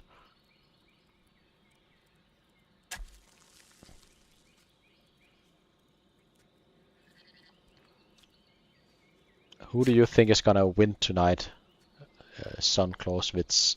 Do you think it's gonna be Argentina, or do you think it's gonna be Spain? I would imagine the Spain is being the favorite, but somehow Argentina is just pulling through every time, with Messi being right on time, right place at the right time almost every time. He is maybe the GOAT, especially after Haaland is out. Seeing the forward push right here, as predicted, and the champion bonus is really coming in handy right here, providing a lot of value from having these engagements being somewhat easier. We've got one ranged unit now, which is nice. This side is gonna fall. Do we see any? Is this already improved? No. This is going towards Bastion.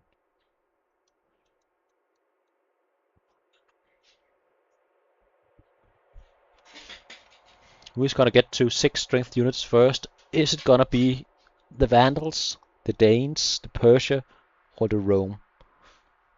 It's pretty close currently. I think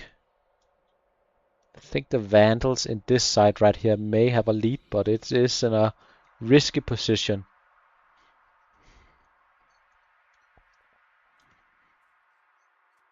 Very risky position, as the Roman campaign may continue north, find what's there and take it for themselves. I would love if we saw some movements from Persia. However, I don't think so. I don't think it's the right call to make any movements, but I would love if we did.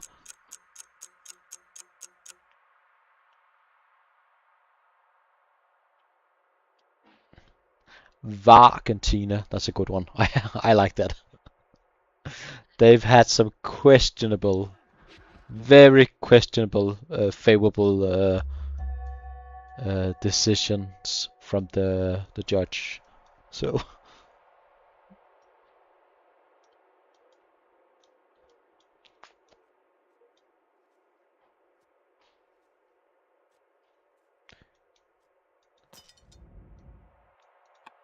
what is in the build queues?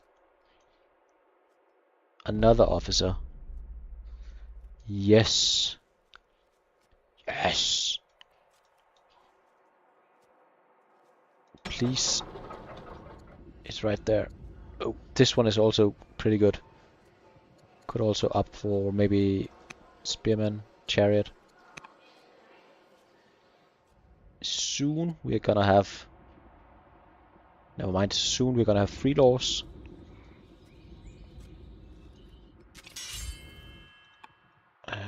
What?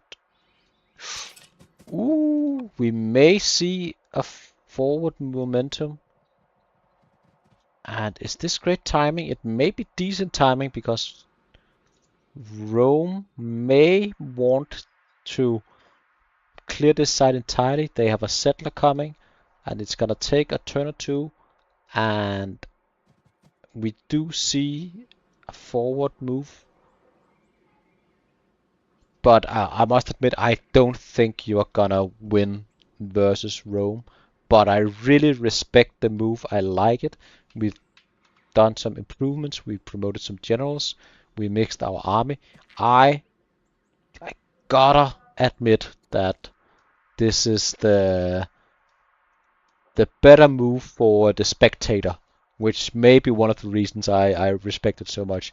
I think this is gonna be showdown between the two, but I'm having a hard time seeing Rome lose this side. I really think it's going to be difficult, but maybe with the Vandals being a distraction up here, it may just be enough. May just be enough.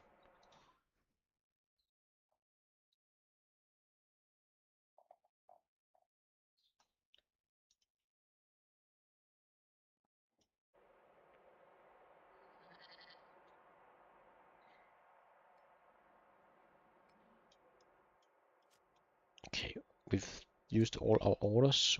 What did we put in the build queue? Another officer. Love it. Very nice. Would also have been great 30 turns ago, but nevertheless very nice. And I do apologize if some of my comments may seem a bit harsh. I mean no harm, dear players. I'm only trying to give some uh, friendly tips and advice, and it may sound a bit harsh. That's not the intention. I remember when I started playing Old World, I went almost exclusively for religion because I thought you needed religion for science. For the longest time, I didn't really get how science worked in this game. So I would say I've been a very inexperienced player in my early days for obvious reasons. But we do see Rome is doing exactly what I thought he would do, and not exactly what I would recommend do. What I would have done is take my units and move them back here. Literally just inviting Persia in to come take the city, and if they did, I would go in and attack. I would look at this unit and see how far can it move. It can move all the way over here. Okay, I'm gonna move my units all the way over here. Um, but we are seeing that the Roman player Lerrike is way more bold than I am, and my name is Boldus, so that's pretty bold. He's just going for it, and it would seem that so is Cliff. And I wonder if we'll see some. Yeah, we do. We do see the offensive, which is the special ability I talked about earlier. That is gonna enable our units to do a double attack, and we are gonna get a lot of value. We did kill already 2 units, and we do have another unit capable of moving in and doing damage.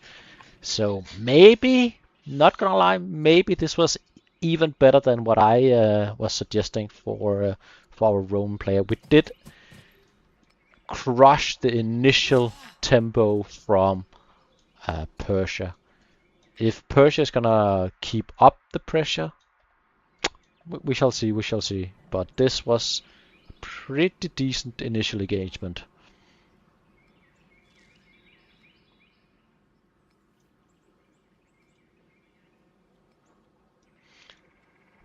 We have scientific in chat being summoned is just when the action happens.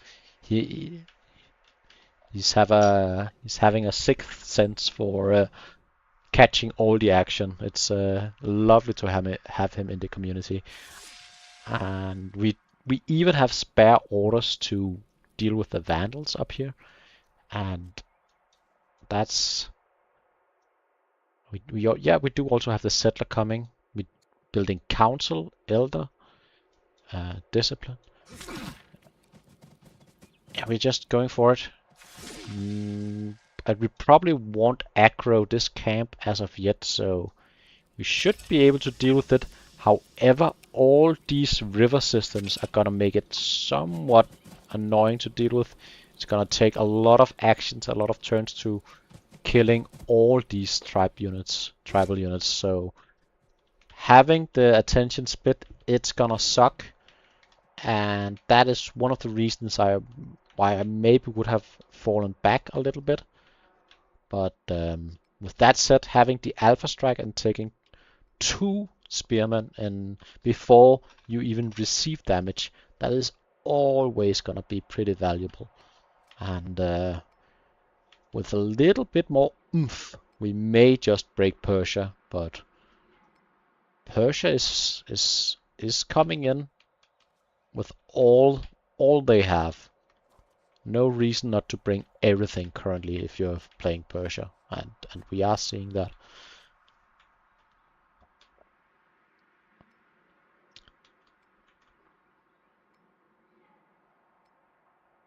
The reason why I don't often recommend going for acolytes is they take a long time to pay themselves back, I'd say, and you would like to build something better, or you would like to have a really efficient civic production if you're going for master and elder acolytes.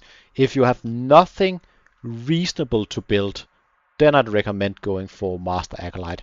But if you need warriors, workers, or most other specialists, I think it's better to delay going for master acolyte and going for one of the mentioned options. Um, and both players have opted to go for quite a lot of acolytes with quite a lot of upgrades, and both players, in my opinion, had better options going for another specialist. For instance, this stonecutter would have been, in my opinion, better, or attempting to get officers online. Um, you don't really need. Okay, you could argue culture would be pretty decent to go to at least strong in one city, but for the most part, you don't need a lot of culture initially. You mainly uh, are looking to get science from the acolytes, and they don't provide anything but the science. The science, that's actually all right, and that's the reason, but it's a very expensive science point, and I would rather get more from my specialist slot.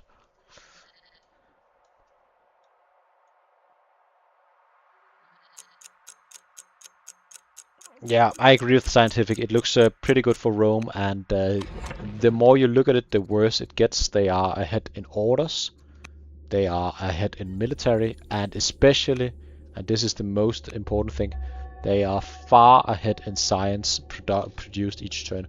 Both players are having an exceptionally low science per turn, and with excellent decisions in Persia, maybe we could turn it around. But this, the current build queues, I like getting this one out probably okay. Um, but do we have enough power to move forward here? What is the family situation? We do have our main family for war, which is the riders. Is decent, and so is our family opinion with the riders, or sorry, the hunters. Our slingers are a bit mixed. How is the situation in Rome? Uh, we managed to fix, for the most part, our current relationship. It looks like we are falling back with Persia. I think that's the right call. I think we got scared off. However, I think we are gonna lose the game slowly. We are behind in science, and currently Rome is sitting at 2 additional cities compared to us. They are showing as stronger currently. This is scary for Rome, or sorry, for Persia.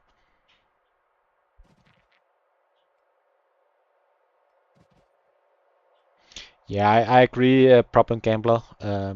This is definitely a game where I think if Persia had pushed in earlier, they would have had an advantage, but apparently they didn't see the opportunity.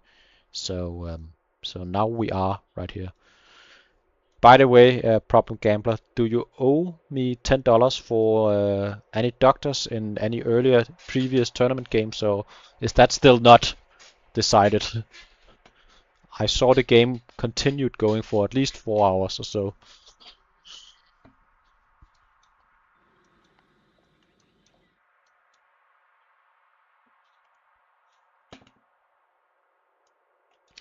both players, or sorry, not both players, but we have Persia is having a peace deal with the Danes, and Vandals is also currently being in a truce.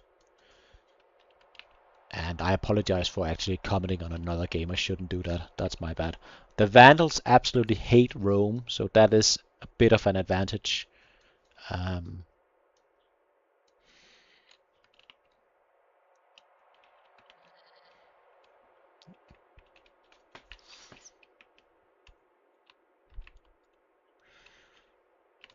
it was, by the way, mainly a joke, Mr. Prop Gambler.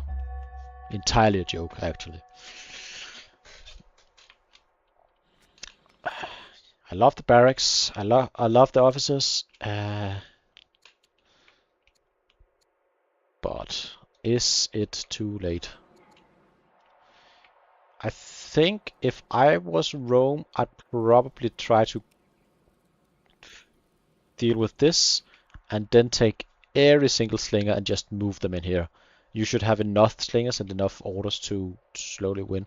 The worst thing about the Roman situation currently is that we have Judaism in 5 of our cities, and she doesn't like us currently, the head of religion Judaism.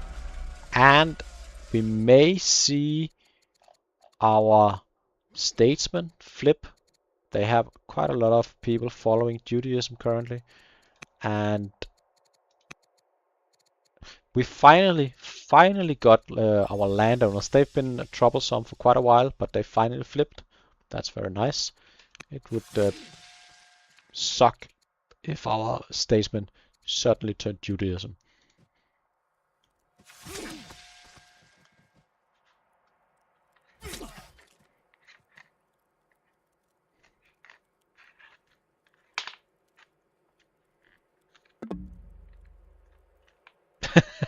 Maybe double nothing is the call, pub gambler. I'd, I'll see the position for before I make that call, but it's all in good sport. But we are most certainly dealing with the Vandals first. What's the decision gonna be with this force? I don't see us move forward. I would imagine we fall back. That's probably what I would do. And that's what we see. Hello, Soren in chat. This is a game with 2 players. I don't quite know them personally and haven't played versus either. It would seem to me they are a bit inexperienced in the multiplayer scene. At least I think they could opt for some different choices. But I like the boldness they brought at the beginning. Rome attempted to do a tactical rush in the beginning with a tactician, but didn't quite accomplish it. Ended up taking the middle side, and then we've had a standoff for quite a while with both Vandals and the Danes posing a threat to each nation. So they weren't really able to accomplish anything. They had to respect the opponent in the midline, but also couldn't really push out into a crazy number of tribes. So they opted to do nothing for quite a while. And both players, in my opinion, could have opted for getting especially officers earlier and getting the science online, because we are looking at year 66 and the current science overall is pretty low in my honest opinion, which is fair because you're scared, but I think you could have found squeezed more out of each empire if you had opted to go for that. They've both been attempting to play for more of a religious game, but in my opinion, that probably could have been spent better.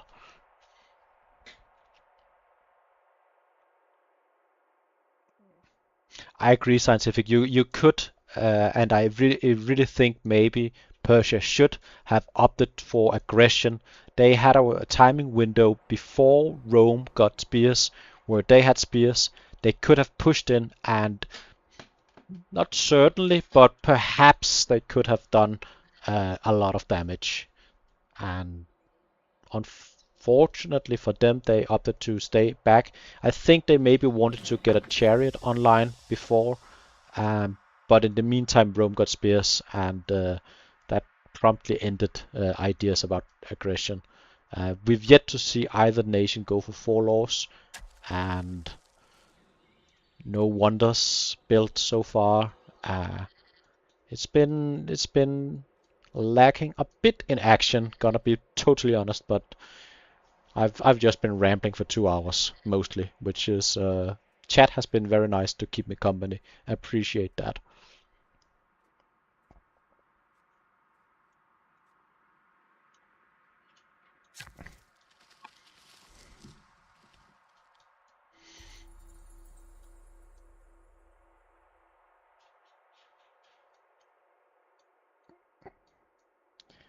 I agree, scientific. You are showing as stronger currently as Rome. You have the order advantage. I see no reason why not to go on the offensive right now when you have our information. But being from the perspective of Rome, you may not entirely know what could be in the fog of war and what might be lurking. So I could see why you would be scared because you are in a commanding position, a winning position. Why throw it away?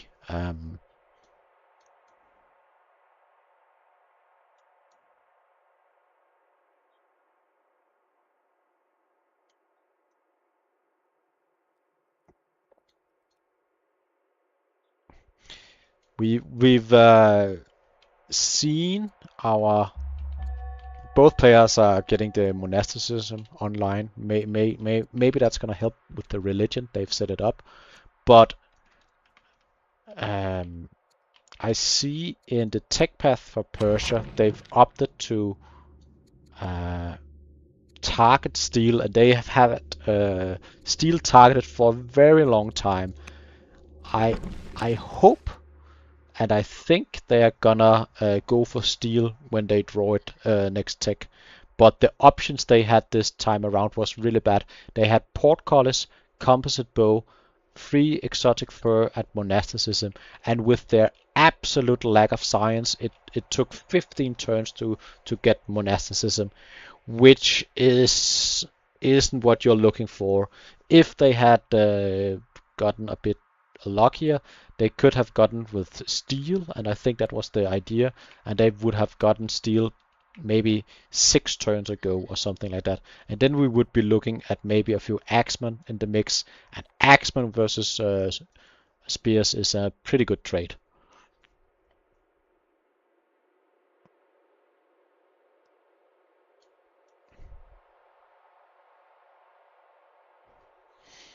Should probably change perspective to Rome.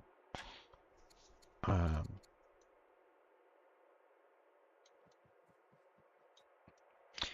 both players got slowed down quite a lot by having angry families earlier, so they had quite a lot of rebels they had to deal with. That really took the tempo out of making any sort of expansion towards either side when you had to send slingers back home often and deal with that. But I I wonder if yeah we're gonna see another settler. So Rome is just slowly but certainly taking control of this game. I can show you the axeman in the tech tree. Uh, the axeman right here is having anti-polearm, so it's 25% versus polearm, which is the spearman, of course, and also it does have cleave, which may or may not be quite useful.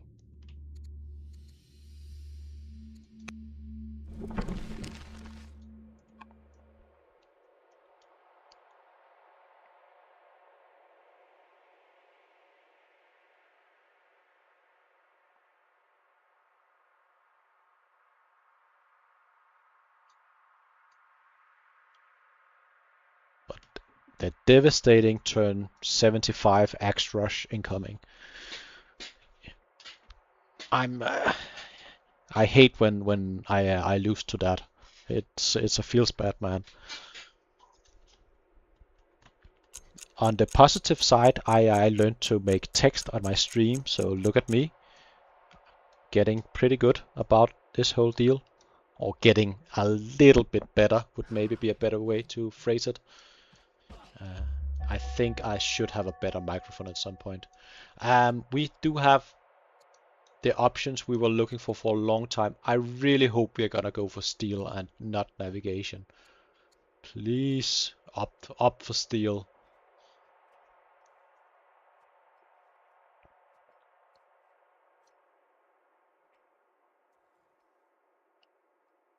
You can do it. I gotta believe. Can take polytheism or monastic. We didn't opt for shrines. This is another tip for newer players in a game like this. I think it's often worth it to go into polytheism and get shrines in every city, and then go back into your main religion. And we are going for navigation. I disagree with this decision. I don't think we need 5 extra orders currently. I'm not saying it's bad to get those 5 extra orders. However, we may be looking for a 4 law timing push, looking to get our unique unit online, and that would actually also be pretty good. Although the forest would be annoying to fight in, but I see the point.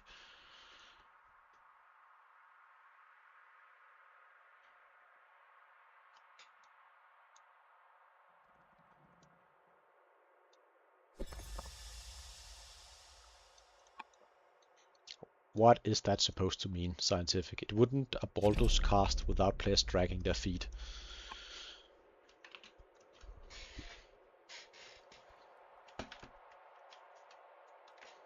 I just had time to talk about football and, you know, all kinds of stuff during the stream, so it's all good.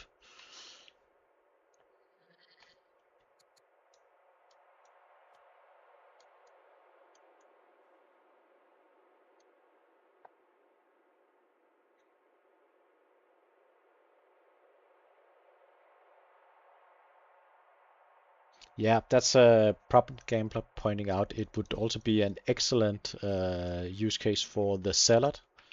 And I'm just going to highlight this for when the players may be watching this back. The Zealot having the ability to, I can show it down here, having the ability to hurry units with training in all the cities following state religion. And we do currently have I didn't see we had the pagan religion as our state religion. I thought it was Zoroastrianism, but nevertheless, in all our pagan cities, we could use our training stockpile to rush axemen for a few turns, which would give us a decisive advantage and tempo for a little while. So perhaps that would have been a play to go for, but back to Rome. We'll finally see this site cleared. So Vandals will be down to 4 sites. Same as... No, the Danes is gonna be ahead. And I was joking earlier in the stream who is gonna get the first unit of 6 strength. And again, stream, I ask you, who are you betting on? We do have this site coming in 12 turns, which is definitely a contender for the first 6 strength unit on the map. We have Danes in hot pursuit on 16 turns, but are we gonna see either player up to get the unique unit online before? We don't know. We'll see.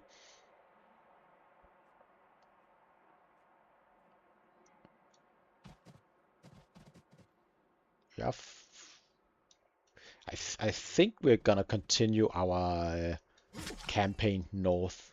I think Rome could and probably should attack, but I think they are gonna continue north.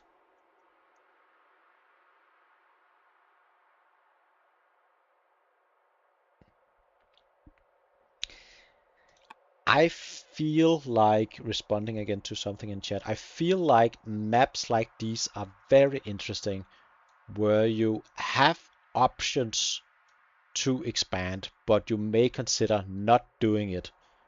That is in itself a pretty interesting choice, because often if you have like a narrow, wide map, you would always like to expand, and you are going to expand towards your opponent, which in itself is a race to the middle, but then you have these long uh, kind of standoffs with maybe onagers on each side, and nothing is really moving for quite some time.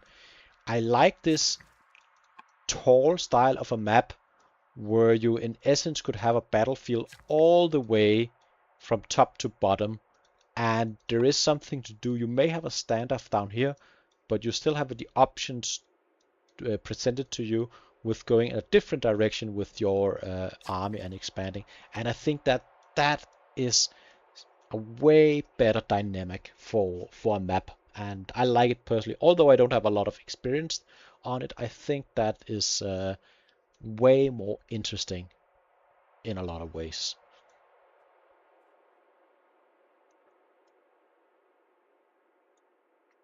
Gonna be done with our ambition soon. That's nice.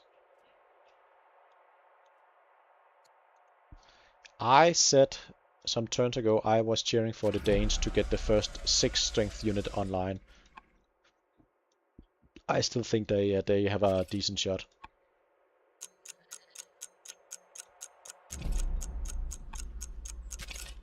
Taking some improvements.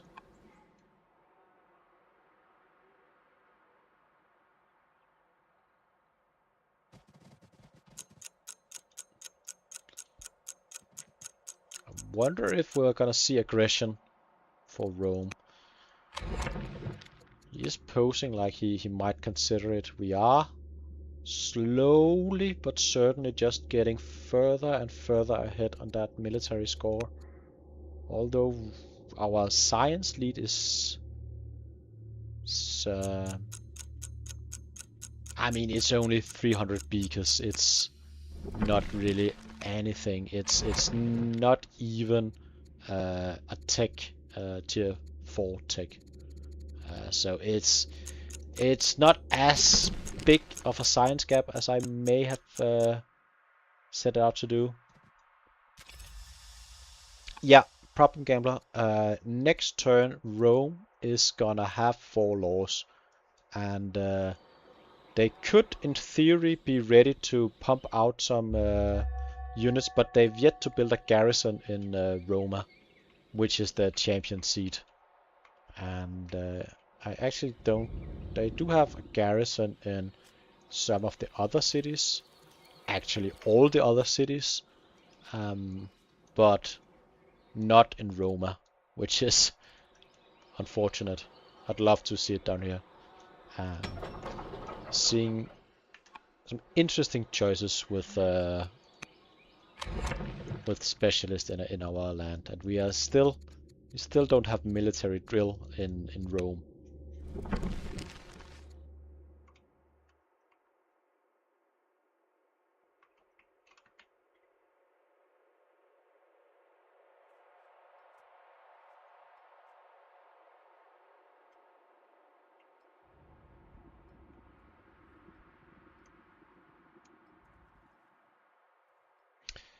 Um, Again, for discussion in chat about maps, I think this map is one of the better map scripts, as you will have more options, as Scientific earlier said. A map where you're not necessarily looking to expand is always, in my opinion, preferred to a map where you are 100% just aiming to expand, and the worst offender is a game with basically nothing to do. There is too great a distance between the two players to make a meaningful attack, and there are no tribes left to deal with, so you're just having this passive build-off. I think mirrored maps overall, compared to point symmetry, is overall better because at certain times point symmetry is gonna maybe make a map script where the distance between two player cities are just too great to make anything happen, and at very limited sites, so nothing is gonna happen for a very long time. And I wish that wasn't the case, but alas, I've seen it happen more than once. I think mirrored maps are, for that reason, often superior.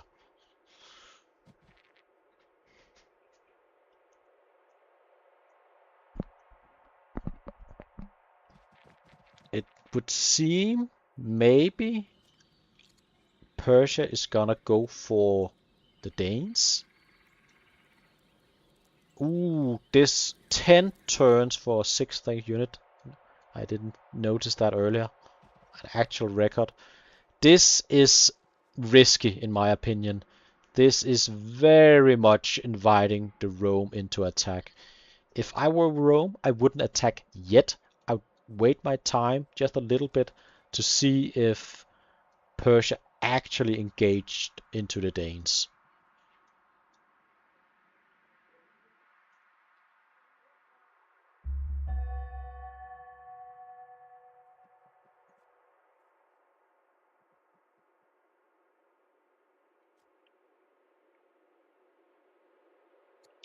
Alright. Are we going for 4 laws? Hopefully.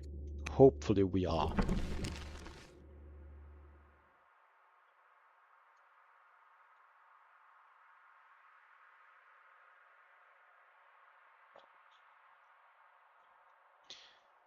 Just responding to Soren Johnson in chat. I think some of the best maps I've seen is point symmetry, but I've also seen some of the worst. Oh, he he pulled back the message. Never mind. I shall not respond then.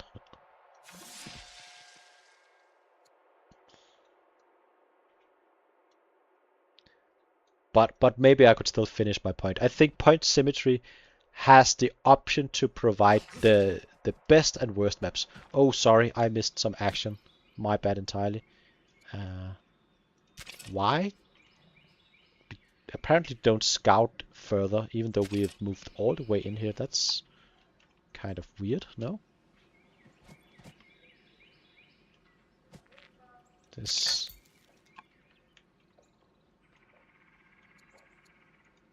this is weird. I don't know why there is a shadow all the way over here. I would imagine us to see further, but apparently not. But we are moving in very aggressive, taking kills. That's one of the reasons why I missed it before. I would imagine we would see more. We don't have the training to make a launch offensive, but we are gonna have that next turn. Yeah, I will switch off the text. Good call. My bad.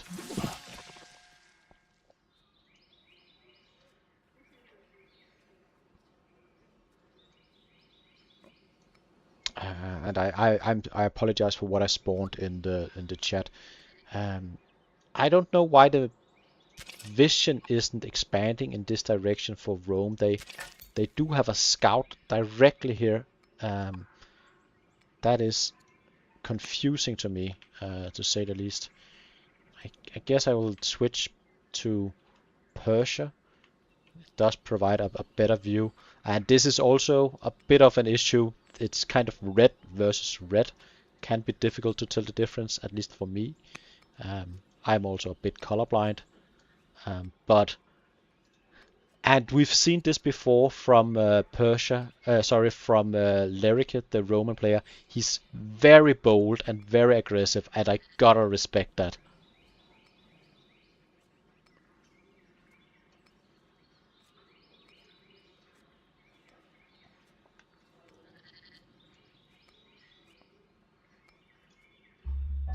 Okay, we need a decisive response this turn. Next turn we will see upset family. That's annoying, but we do have decent enough family relations on our two military families. How much are we able to do? Only 3 damage right here. Decent enough damage, but it's a well upgraded spearman with a tactician. That's gonna be difficult to deal with. How are we gonna approach this? Going directly for the commander. I wonder if we have enough damage to deal with it. We do have a bit of a mixed composition with some slingers and some spearmen. Also a single chariot back here. How much are we gonna get? We lost 2 slingers to the Alpha Strike from Rome. So Rome definitely seized an opportunity they saw here. I would have waited one more turn, but they just took it. They went for it, and I gotta respect it. That is pretty cool. We missed 1 damage. That's unfortunate. And we attacked over the river. That's never what you like to see. So far, only 1 unit killed, and we've used quite around a little under half our force. I wonder if our leader is going to be able to do something decent. Perhaps get some flanking going.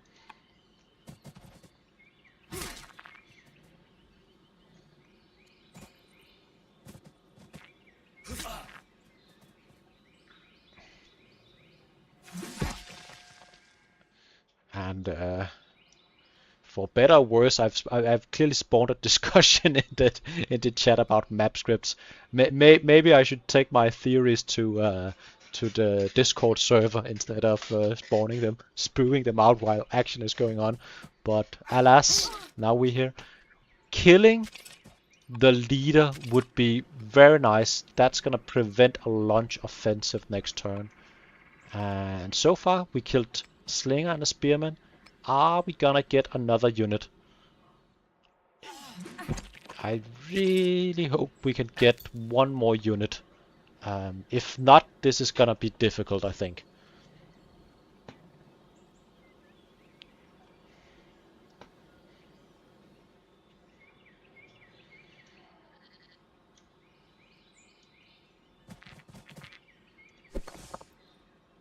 I just have a difficult time finding the damage required to kill this unit. That is unfortunate. I would also have loved to get this chariot in and get some flanking on at least the slinger down here, and then moved further ahead. I wonder if the family opinion could be our saving grace.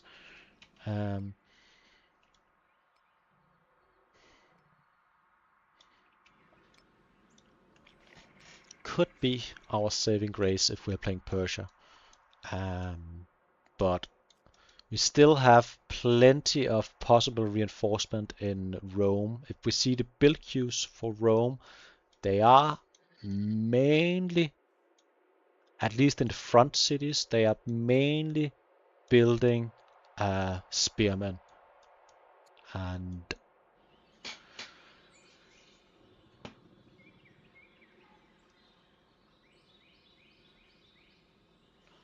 some recommended games being recommended in chat. Concentrate on this game, my dear viewers. We have action. Back to Rome. And it looks like the vision is somewhat normalized, at least now. I wonder, we are going for the free camel archer. That's a pretty smart choice. And I'd say go for monasticism right here. Normally I'd advise going for poly first, but going directly to monotheism, would probably be better, as we could use the orders right now and get everything to the front. We do have 5 militia standing back here. We do have a warrior, and we do have 5 units up here. Everything could be brought to the front. Can we get a decent launch offensive? No, we cannot. We've got no training stockpile. We used a lot. I wonder for what. Did we promote, or I thought we had around 800, but maybe I was on the wrong player. Was I maybe in Persia? If so, I apologize. One thing that is annoying, our statesman quite angry, not really satisfied.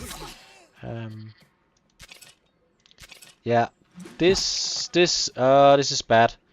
We are gonna miss this by 1 damage, and it's a salad, so it's gonna require 2 more damage. This is the worst case scenario. You really don't want to be in this case. Damn, that's so close to being great, and now it's actually awful. We do have 1 slinger we could bring up. We could possibly bring up maybe this slinger to... Can we go directly through here? Maybe. We need 3, 7. We do have some pretty nice movement, but not quite enough. We are constantly attacking over the river.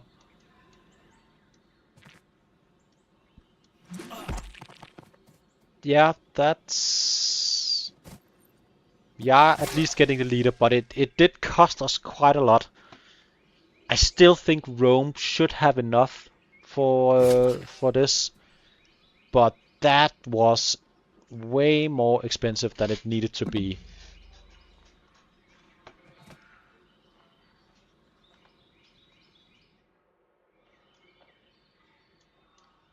I'm not using any mods whatsoever constant. I don't know if I have any special settings enabled. I don't think so. I think these are my settings if you would like to pause them at some time.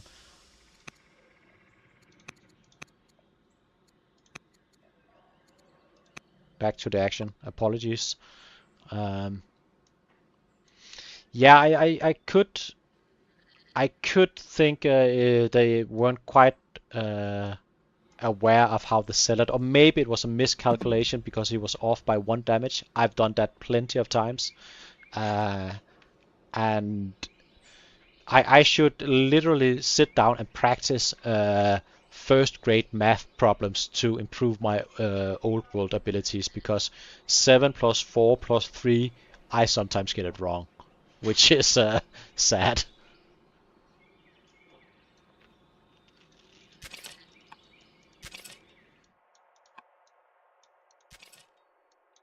We don't have any further, any more orders, so yeah, not the greatest turn. We did kill the unit, which got a scholar, which is great for science, but not what we'd like. We can take the fled from the field, negative 20 opinion. That sucks. Statesmen, they hate us. What else do we have? Death of an ambassador, death of... Everything died this turn. Our leader, chancellor, and ambassador all died same turn.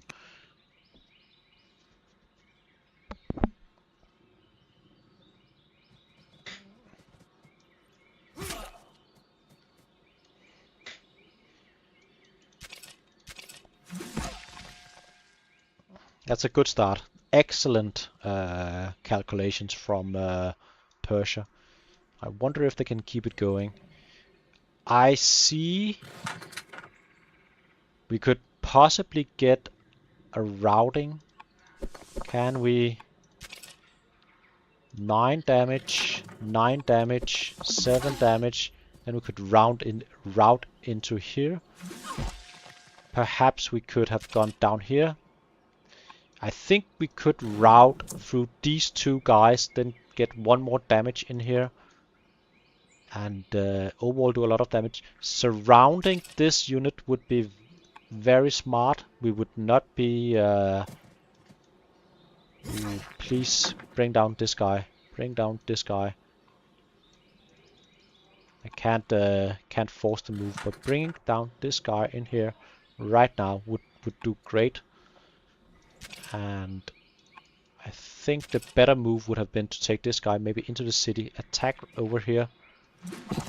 Then you would have done just a little tad you needed. But we are bringing this guy. A lot of this guy right here.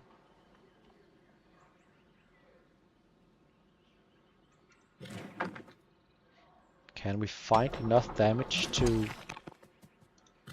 We need 4 more damage. We do have exactly 4 from our slinger right here. Moving up here. 4 damage down there. And we should be good to get another kill. So this is gonna be at least 4. Yeah, and we found it. Very good job, Persia. Persia has done a lot better in this combat, this current combat, compared to Rome. So hats off to CLIFF123. Nice job, very nice job. Still not certain you're gonna win this game, but you are absolutely making some banger decisions currently. We see our specialist. We do have some officers, so our training is a bit closer to Rome, although Rome is always gonna have a lot of bonuses regarding straight up training. And we will have a free camel coming soon.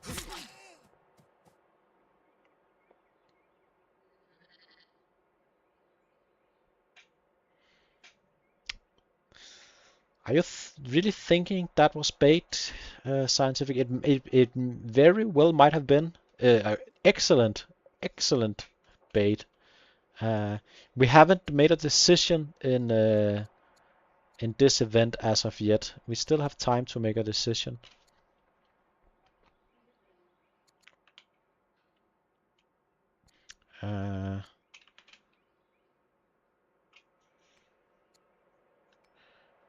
But this was a very rough turn for Rome.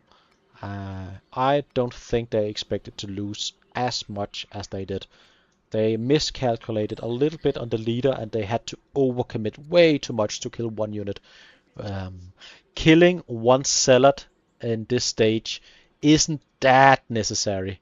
You can let it live. You can just go for killing units.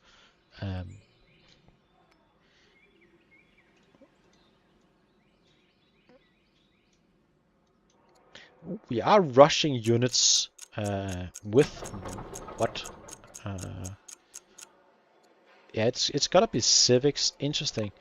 Rushing unit. You can tell that they are feeling the heat. I wonder if they could escape or if they... It seems like they're pretty much locked in right here. Yeah, this is a disaster, or maybe a disaster for Rome. But that said, they could maybe just turn around and kill some stuff once more. Oh, all these... that's gonna be annoying. All these goddamn rivers. So what are you supposed to do right here? I don't think we lost our leader. We do have family issues. So we... Small tips right here. You could maybe have taken this, move it up here, avoiding that tactician. If you had moved this in first, your commander over here wouldn't have taken the retaliate damage. So pretty good.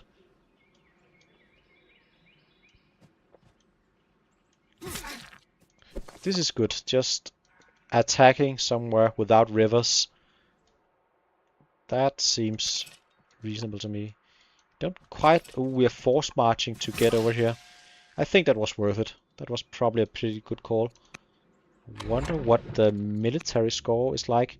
Yeah, this was expensive. We are still ahead, so in theory we should still be okay if we can get everything to the front, but I'm not certain we are able. Yeah, we are also rushing spearmen in. Ooh, that's impressive. Good stuff, very good stuff by Persia. Rushing a lot of units, so reinforcement is coming swift. But we are gonna kill a few units this turn around. Already killed spearman, slinger, chariot, so this is gonna be a way better turn for Rome. Maybe not enough to win this war, but something at least.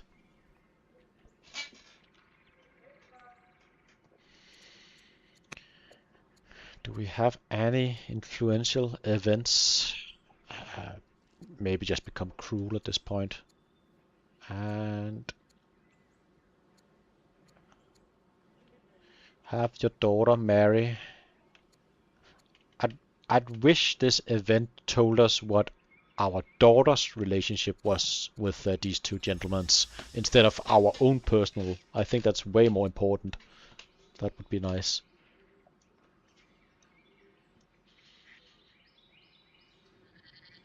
I really think it's it's holdable for Persia. I wouldn't have said that a turn or two ago, but I think this may be holdable. Also, we have better relationship. We do have some issues in Rome. We have rebels spawning. That could be troublesome if they could, in theory, spawn. Um, this is exactly what you would like not to see. But we do have a way better military production queue. These four cities are all just building military, while these can stay back and sort of build up. We still have a little science bonus. Persia sitting at 43 and appear weaker versus 45.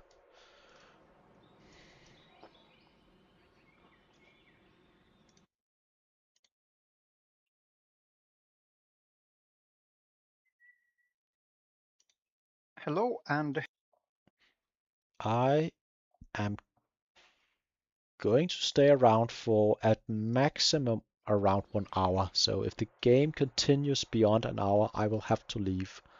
Um, so if anyone from the viewers would like to take over, just letting you know now that I'll have to leave in around 60 minutes or so. Um, but it might be over before then, so I'm sticking around for a little bit. Hopefully we'll see a conclusion and then we'll see the round 2 from the new world. Looking forward to my next opponent.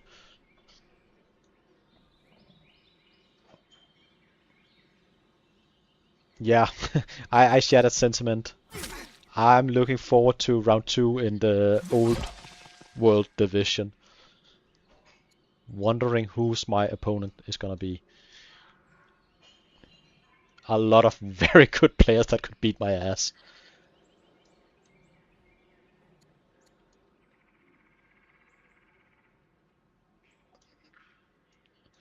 I think Constant is hearing voices. I'm just here all by my lonesome. At least I think so. And the voices in my head.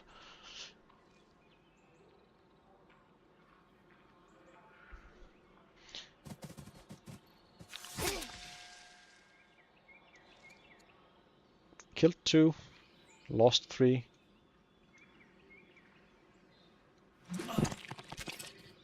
Probably killing this one as well. But we are slowly running out of steam, but we are doing the exactly right thing. We are replenishing our forces with our civic bank, rushing out new units. Very nice to see. And we are gonna probably get that one. Yes, can. This is a 3 for 3. Pretty equal this time around.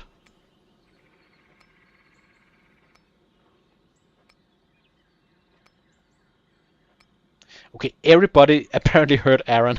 I Aaron is in my head. I'm sorry. I uh, I think I may know what it was. I clicked the video he just uploaded, and he said hello, and I paused it immediately. So I think you guys are absolutely right. I just didn't know that would go through the stream. I'm sorry. I'm sorry. He uploaded a video me and Aaron did earlier where we talked about the games in round one, and I just got the notification and pressed play for 2 seconds. So that was actually me trolling you guys. I apologize. Um, Sorry about that.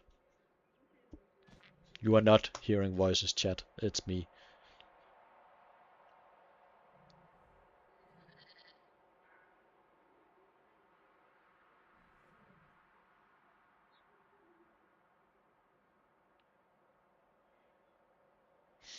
I actually thought I had set up my OBS to only take my microphone and this window where the game is playing, but I guess I will need to configure that eventually. I'm glad I'm learning.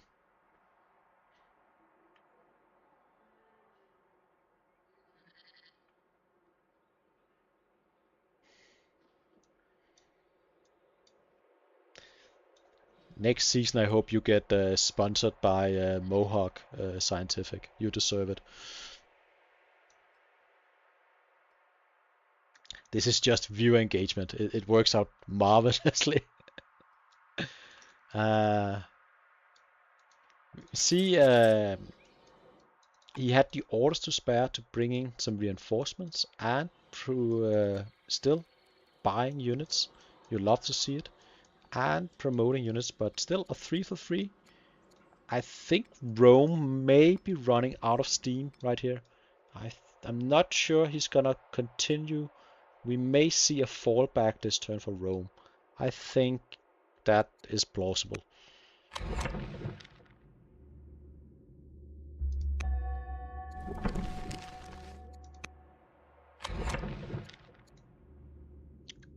What options do we have? We have and no military drill. Camel Archer coming in hot. Are we having 4 laws? No, not yet. Think that would be worth it. Having our unique unit would be pretty good. Yeah, I agree, Søren. 3 for 3 is a win for the defender. And they've overall had better exchange in this combat. Nope, we are not seeing a disengagement. We are absolutely seeing a recommitment to the battle. Again, I gotta respect this boldness, and I'm not certain it's the right call, but it's a way more entertaining call than what I was proposing. So I respect that a lot.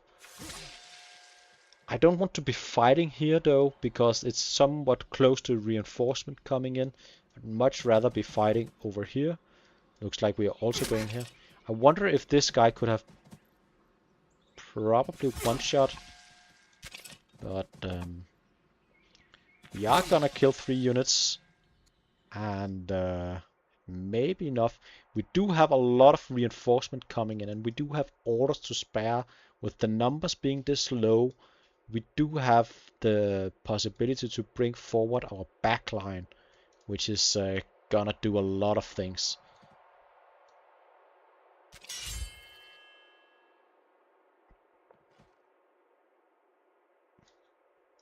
I would almost certainly bring this guy forward first before the warrior, but we can bring both.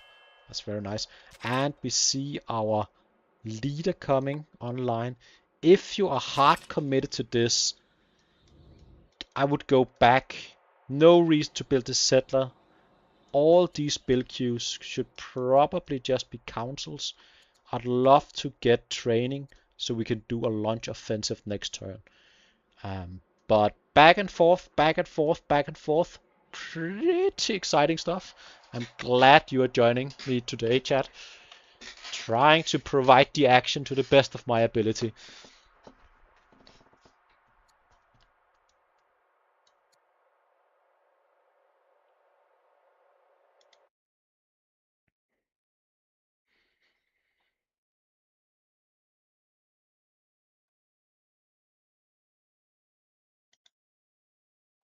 All right. I think I figured out what I needed to click before to mute. You shouldn't be able to hear my computer sound now. At least I don't think so.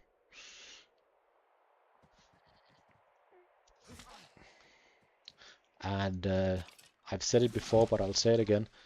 What I was referring to before is the ability for the hero leader to launch offensive right here, enabling every unit in the surrounding tiles to attack once more.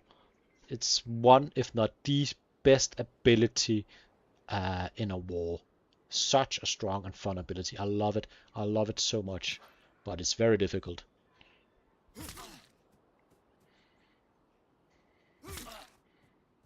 Looks like we're taking at least 3 units this time as well. We still have some slinger, some... Remember, these slingers, some of them are sentinel, so they do a bit of extra damage.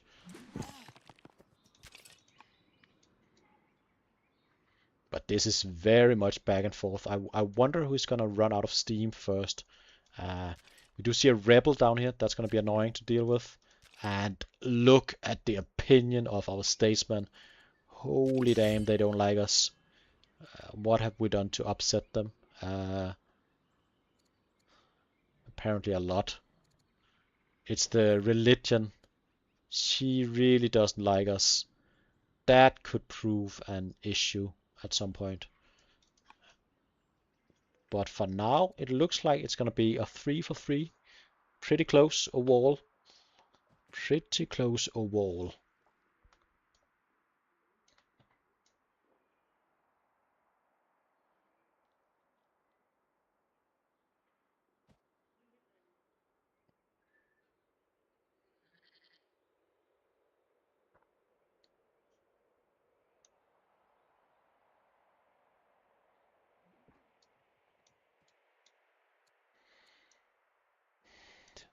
Do anyone in chat have any good ideas about how to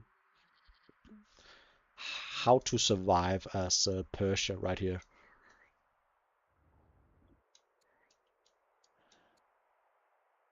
I am struggling. We might get our 4 law soon.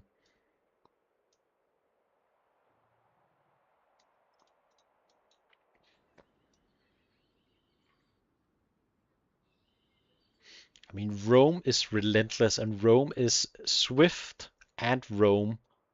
So he's gonna be, I wasn't Persia leader right there, but Rome here is swift and relentless and is just continuing to apply the pressure. They have in very crazy movement. These guys can reinforce all the way from over here. Look at the camel. It spawned all the way back here, moved all the way forward in one go. Look at all those pips. That is disgusting. Look how far it can go. Could go all the way back here. All the way back to Roma. That is disgusting.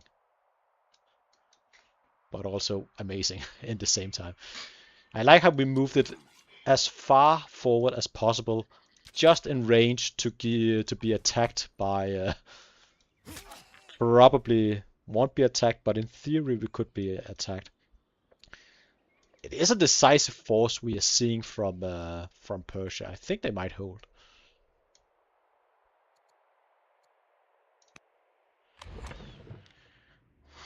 Ooh, it's starting to look really close. starting to look really close for the military score,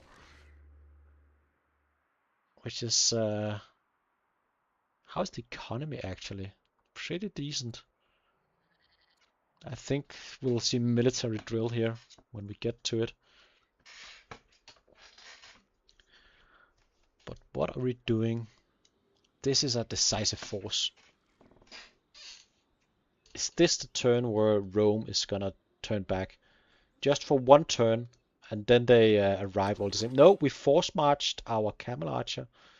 I think this is too aggressive, but I gotta applaud it. I gotta applaud it. I didn't see any strongholds earlier, problem gambler, when I looked for it. Sorry, I'll go back to the action. Uh,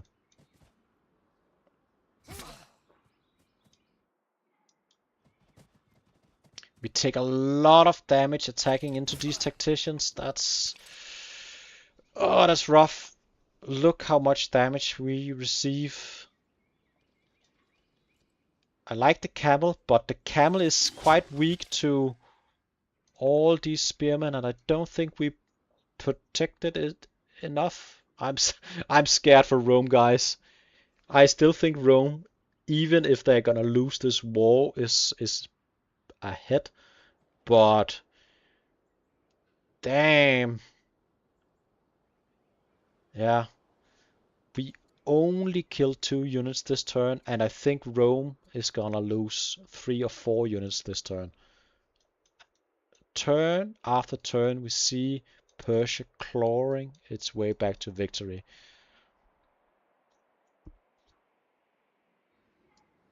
It's 2 kills, 1 spearman and another spearman. So 2 spearmen, and he lost 3 spearmen. But yeah, this hero is almost certainly going to die, and then this camel is gonna die, and it's. I wish I could. I wish I could play, especially Rome. I would do them just slightly different. But I love the boldness. I love the very, very aggressive start. But there was a question if we had any strongholds coming, and I don't think I see any worker movements at all. So nope, not a single improvement being made in the entire kingdom. Uh, I wonder if we're gonna deal with raids soon.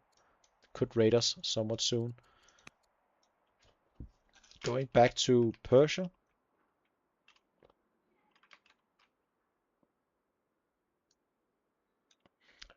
This is gonna be an expensive turn. What did we just unlock? We just got navigation, and did we up to go for it? Sorry, wrong button.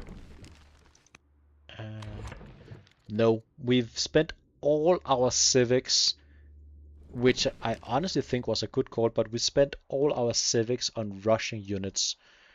Oh, but we are quite unlucky. We do see 2, not 1, but 2 goddamn rebels spawning the same turn. And oh, that's gotta be a lot of morale damage. Are we looking at similar? We are at least looking at similar, so that's nice. Immediately killing 1 unit. I wonder how much we're gonna get. But 2 units spawning. Why did we get it in? I don't know why a unit spawned in the Rider family. Must have been an event I missed. So the leader is gonna die, and probably also the camel. Ooh, a crit, no less.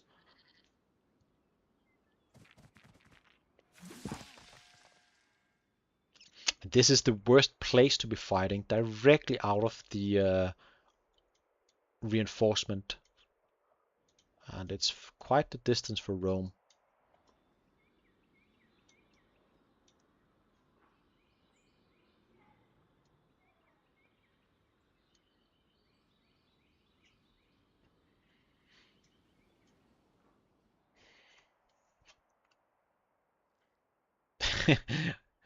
I I'd love this game to end, not because it's not entertaining in itself, and I really think that these players have been matched quite equal, which is always fun to see.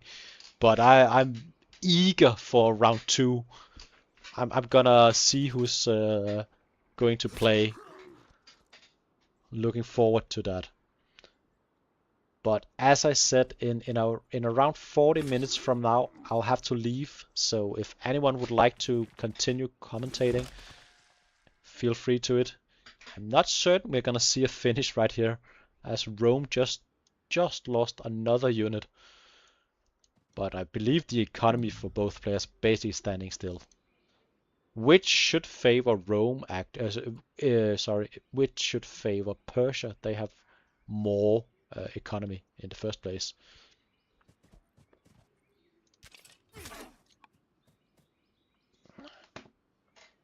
Not certain we can get this.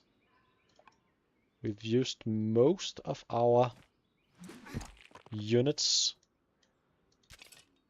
but it is currently being locked. So we are not quite able to get out currently if we are Rome, which is going to be very annoying. So we'll need to go down, reinforce. Go down here, kill for 8. Go down here, kill for 8. That should be enough to kill it. Then we could fall back if we wanted to.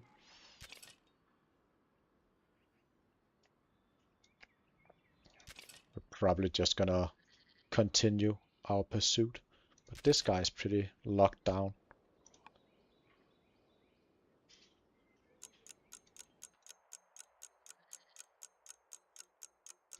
But the resources are not looking great, and the home chariot, it's gonna be somewhat easy to deal with, but this down here is annoying. We've actually found a slinger in our army to deal with it. Okay, let's see what Rome is deciding to do. Looks like they did just what I suggested, moving down here and moving down there, getting this one. Then we have the ability to move this one out if we would like to. And I don't know if Rome is gonna do that, but in theory we could get these two guys out. This guy is locked in though, so maybe we just commit to 8 damage, 5 damage. That's not enough.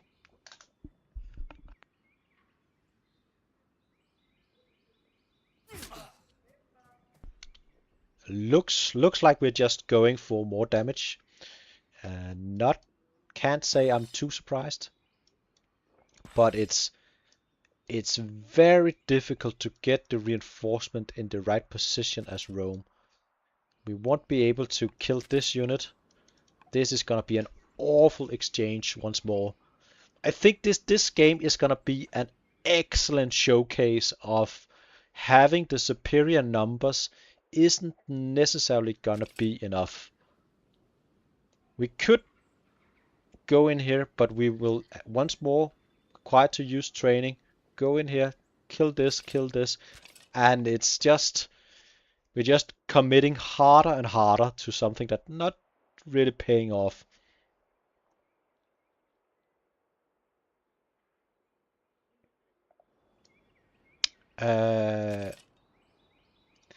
This guy could walk out, but he's not able to attack anything but the city now. He is standing in zone of control, and the rules are, simply put, if you're standing in zone of control, which is the red, you are unable to move into another zone of control space without moving out of zone of control first. Okay, we did opt to force march, as I was saying before.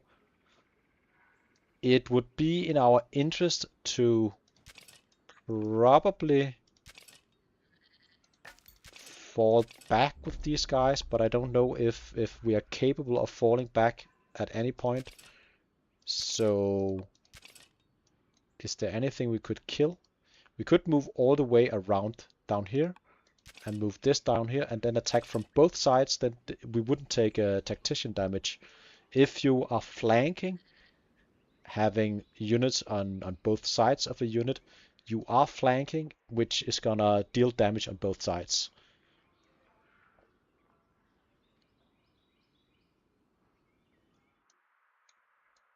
Just taking a look at, we are apparently finding time to a few repairs, but anything other than that, nope. Everything is going towards the wall. We are building military drill. I think that's great. The science is almost equal again, and I wonder what the improvement count is currently. Earlier we had Persia being ahead, and Persia is actually not far ahead, but they apparently have the better economy. So this is getting more spicy than I think Rome would have liked. I really thought Rome had it, and apparently not so much. We also have issues with families. We have one family really upset, and one is about to be starting to spawn those rebels and having even weaker units. Gonna be annoying. Gotta be very annoying, and I don't see an easy solution for our family issues as Rome. And it's gotta be frustrating. You attacked into a weaker Persia, and suddenly they look like similar, and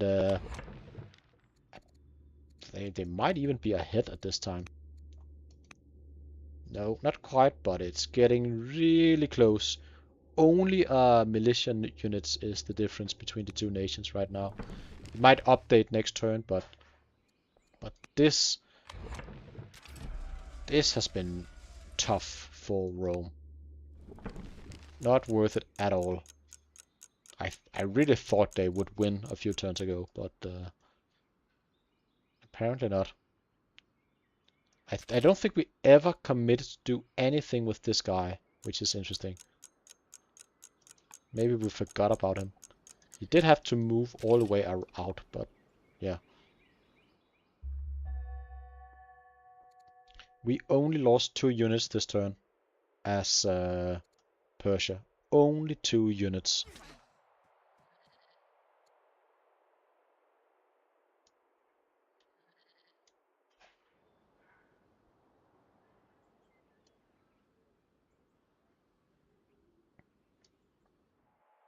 They've been going at it for quite a while now, for 3.5 hours. So it's been kind of a long bloodbath going on here. And I believe they thought it would be over fast. But nope.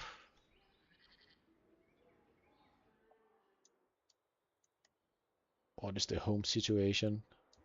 This isn't great either. I wonder if we are at risk of, if our leader dies, we may see the riders also opt to switch from paganism and to Zoroastrianism, and that would suck greatly. So that could be an issue. But we're gonna take excellent trades here. Again. This is annoying to deal with. This is lovely. A lot of science. This is a lot of science in this map. You'd love to see it. And seemed like we found a bit more damage. So 1 unit killed, and we're almost certainly gonna get this one and at least 1 more. But it's been expensive. We've committed all our civics to this battle.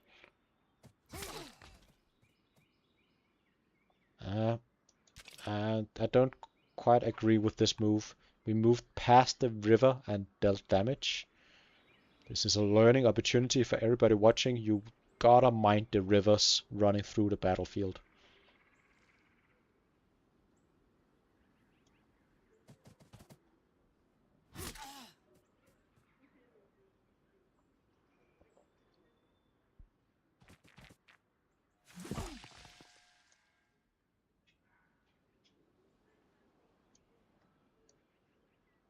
I don't think the players are paying enough attention to the rivers. I've seen a lot of moves um, making a lot more sense if the rivers weren't there. So I think they are maybe river blind. I don't know if that's a medical condition. It could be something we need to get some doctors looking into. Um, Also, tactician blindness, forgetting you can flank the tactician. Also advisable to get that looked into at some point. I had a great doctor called Fluffy Bunny teach me a thing or two about that when he kicked my ass in one of the games I had going with him. So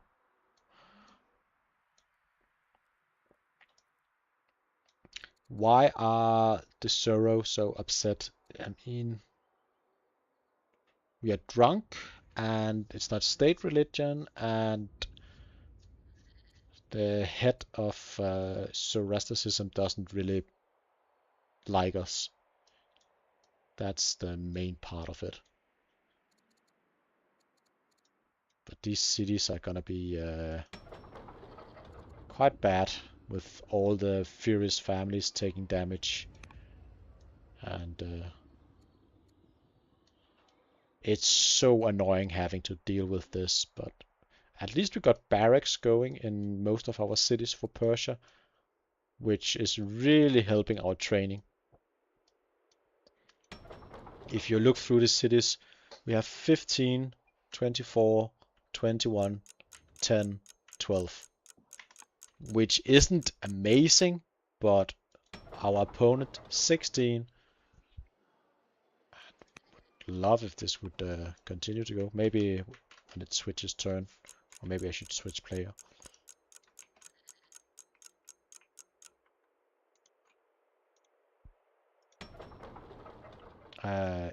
12, 17, 13, 10, 12, 10, 10, 16. So you see, it's not that impressive from either. And now we do see rebels spawning in our Roman cities as well. You just had an army up here, now you have to go back to deal with this spearman, and you do not know the issues home for your opponent. I think we should fall back. I've said that a few times in a row now. We just lost another 3 units, including the warriors of God, apparently. Um, and this is locked in, which is gotta suck. Uh, so you can't even fall back with either of these 2 units right now. This can fall back. Could, of course, go in and kill this one instead, but it's gonna suck. Some difficult decision must be made right here. Um, I really gotta say, I appreciate the battle these players have brought. I must admit, the first 2 hours of this session, not a lot happened, but holy boy, they made up for it right here.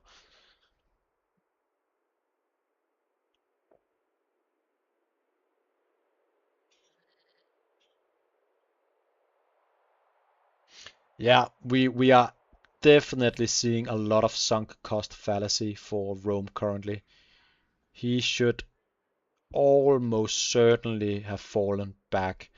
If you're having 3 or 4 units fighting versus the double the number, you're not coming out ahead. And for the first time, we are actually seeing that Rome is behind on military score. And if we look to science, it's about equal now, not a great difference. And the improvements, we had Persia being ahead earlier.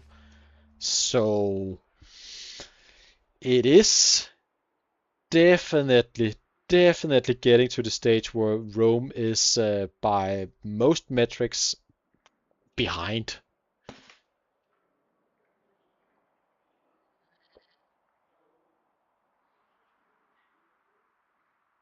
I think we had problem gamblers saying that he had 10 bucks on Persia is gonna take the middle city, and we're gonna see a GG.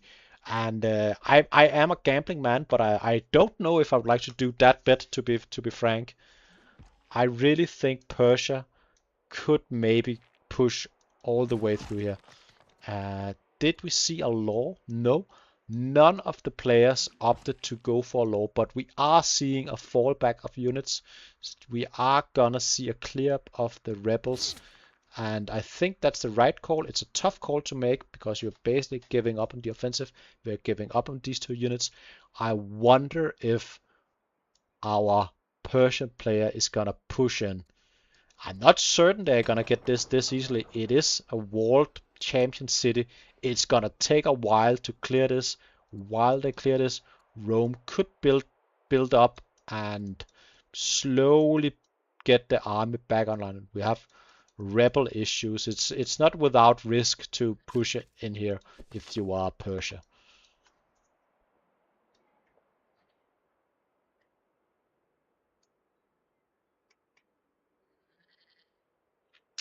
I think it may be worth it for the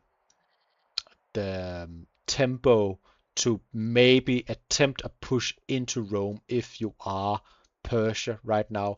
If you have them on the back foot and they overcommit to defending this, they could keep losing more units than you.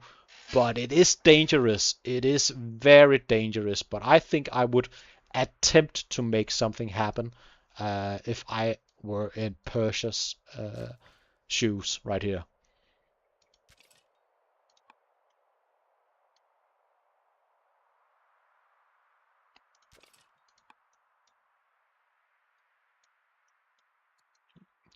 I'm sure most or both players may walk away from this game with their own kind of trauma, as a problem gambler is stating.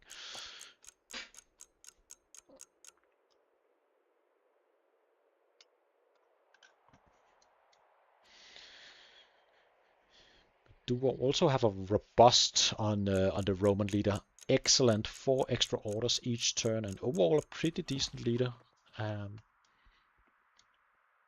But for the first turn in a while, not a single kill from Rome. I wonder if he is able to clear up this time around.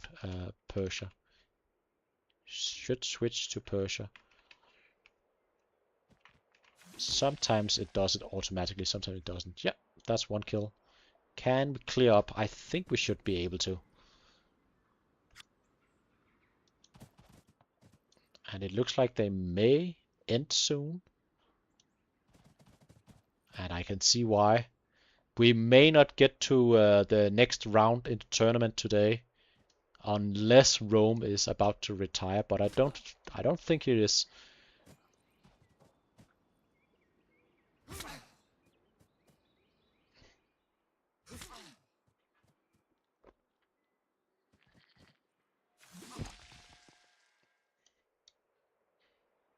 But I'm very cool back and forth. The second leg of this session has been very entertaining, and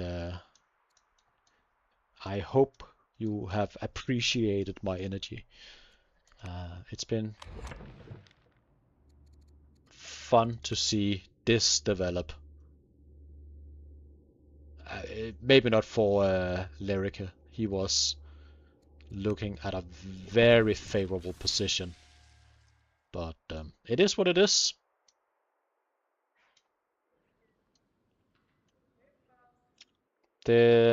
Everything has been cleared. No, there's still the scout.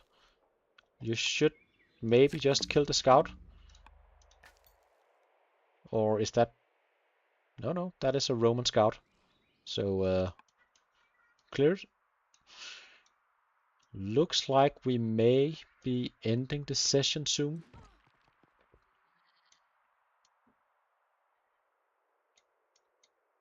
But this game may go into turn 100 with nothing but spearmen at this rate.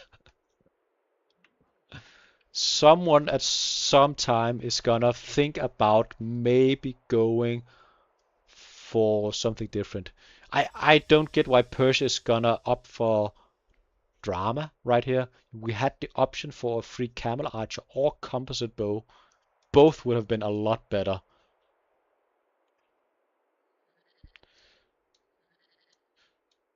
Yeah, it would have been great if we had seen. Ooh, we are actually seeing some potential raiding units. And did we? No, not yet. I thought we might have seen one of these develop into a bastion by now, but we didn't. This, in 4 turns, we're gonna have a bastion. So I believe the quickest 6 strength unit was developed by the Vandals in this game.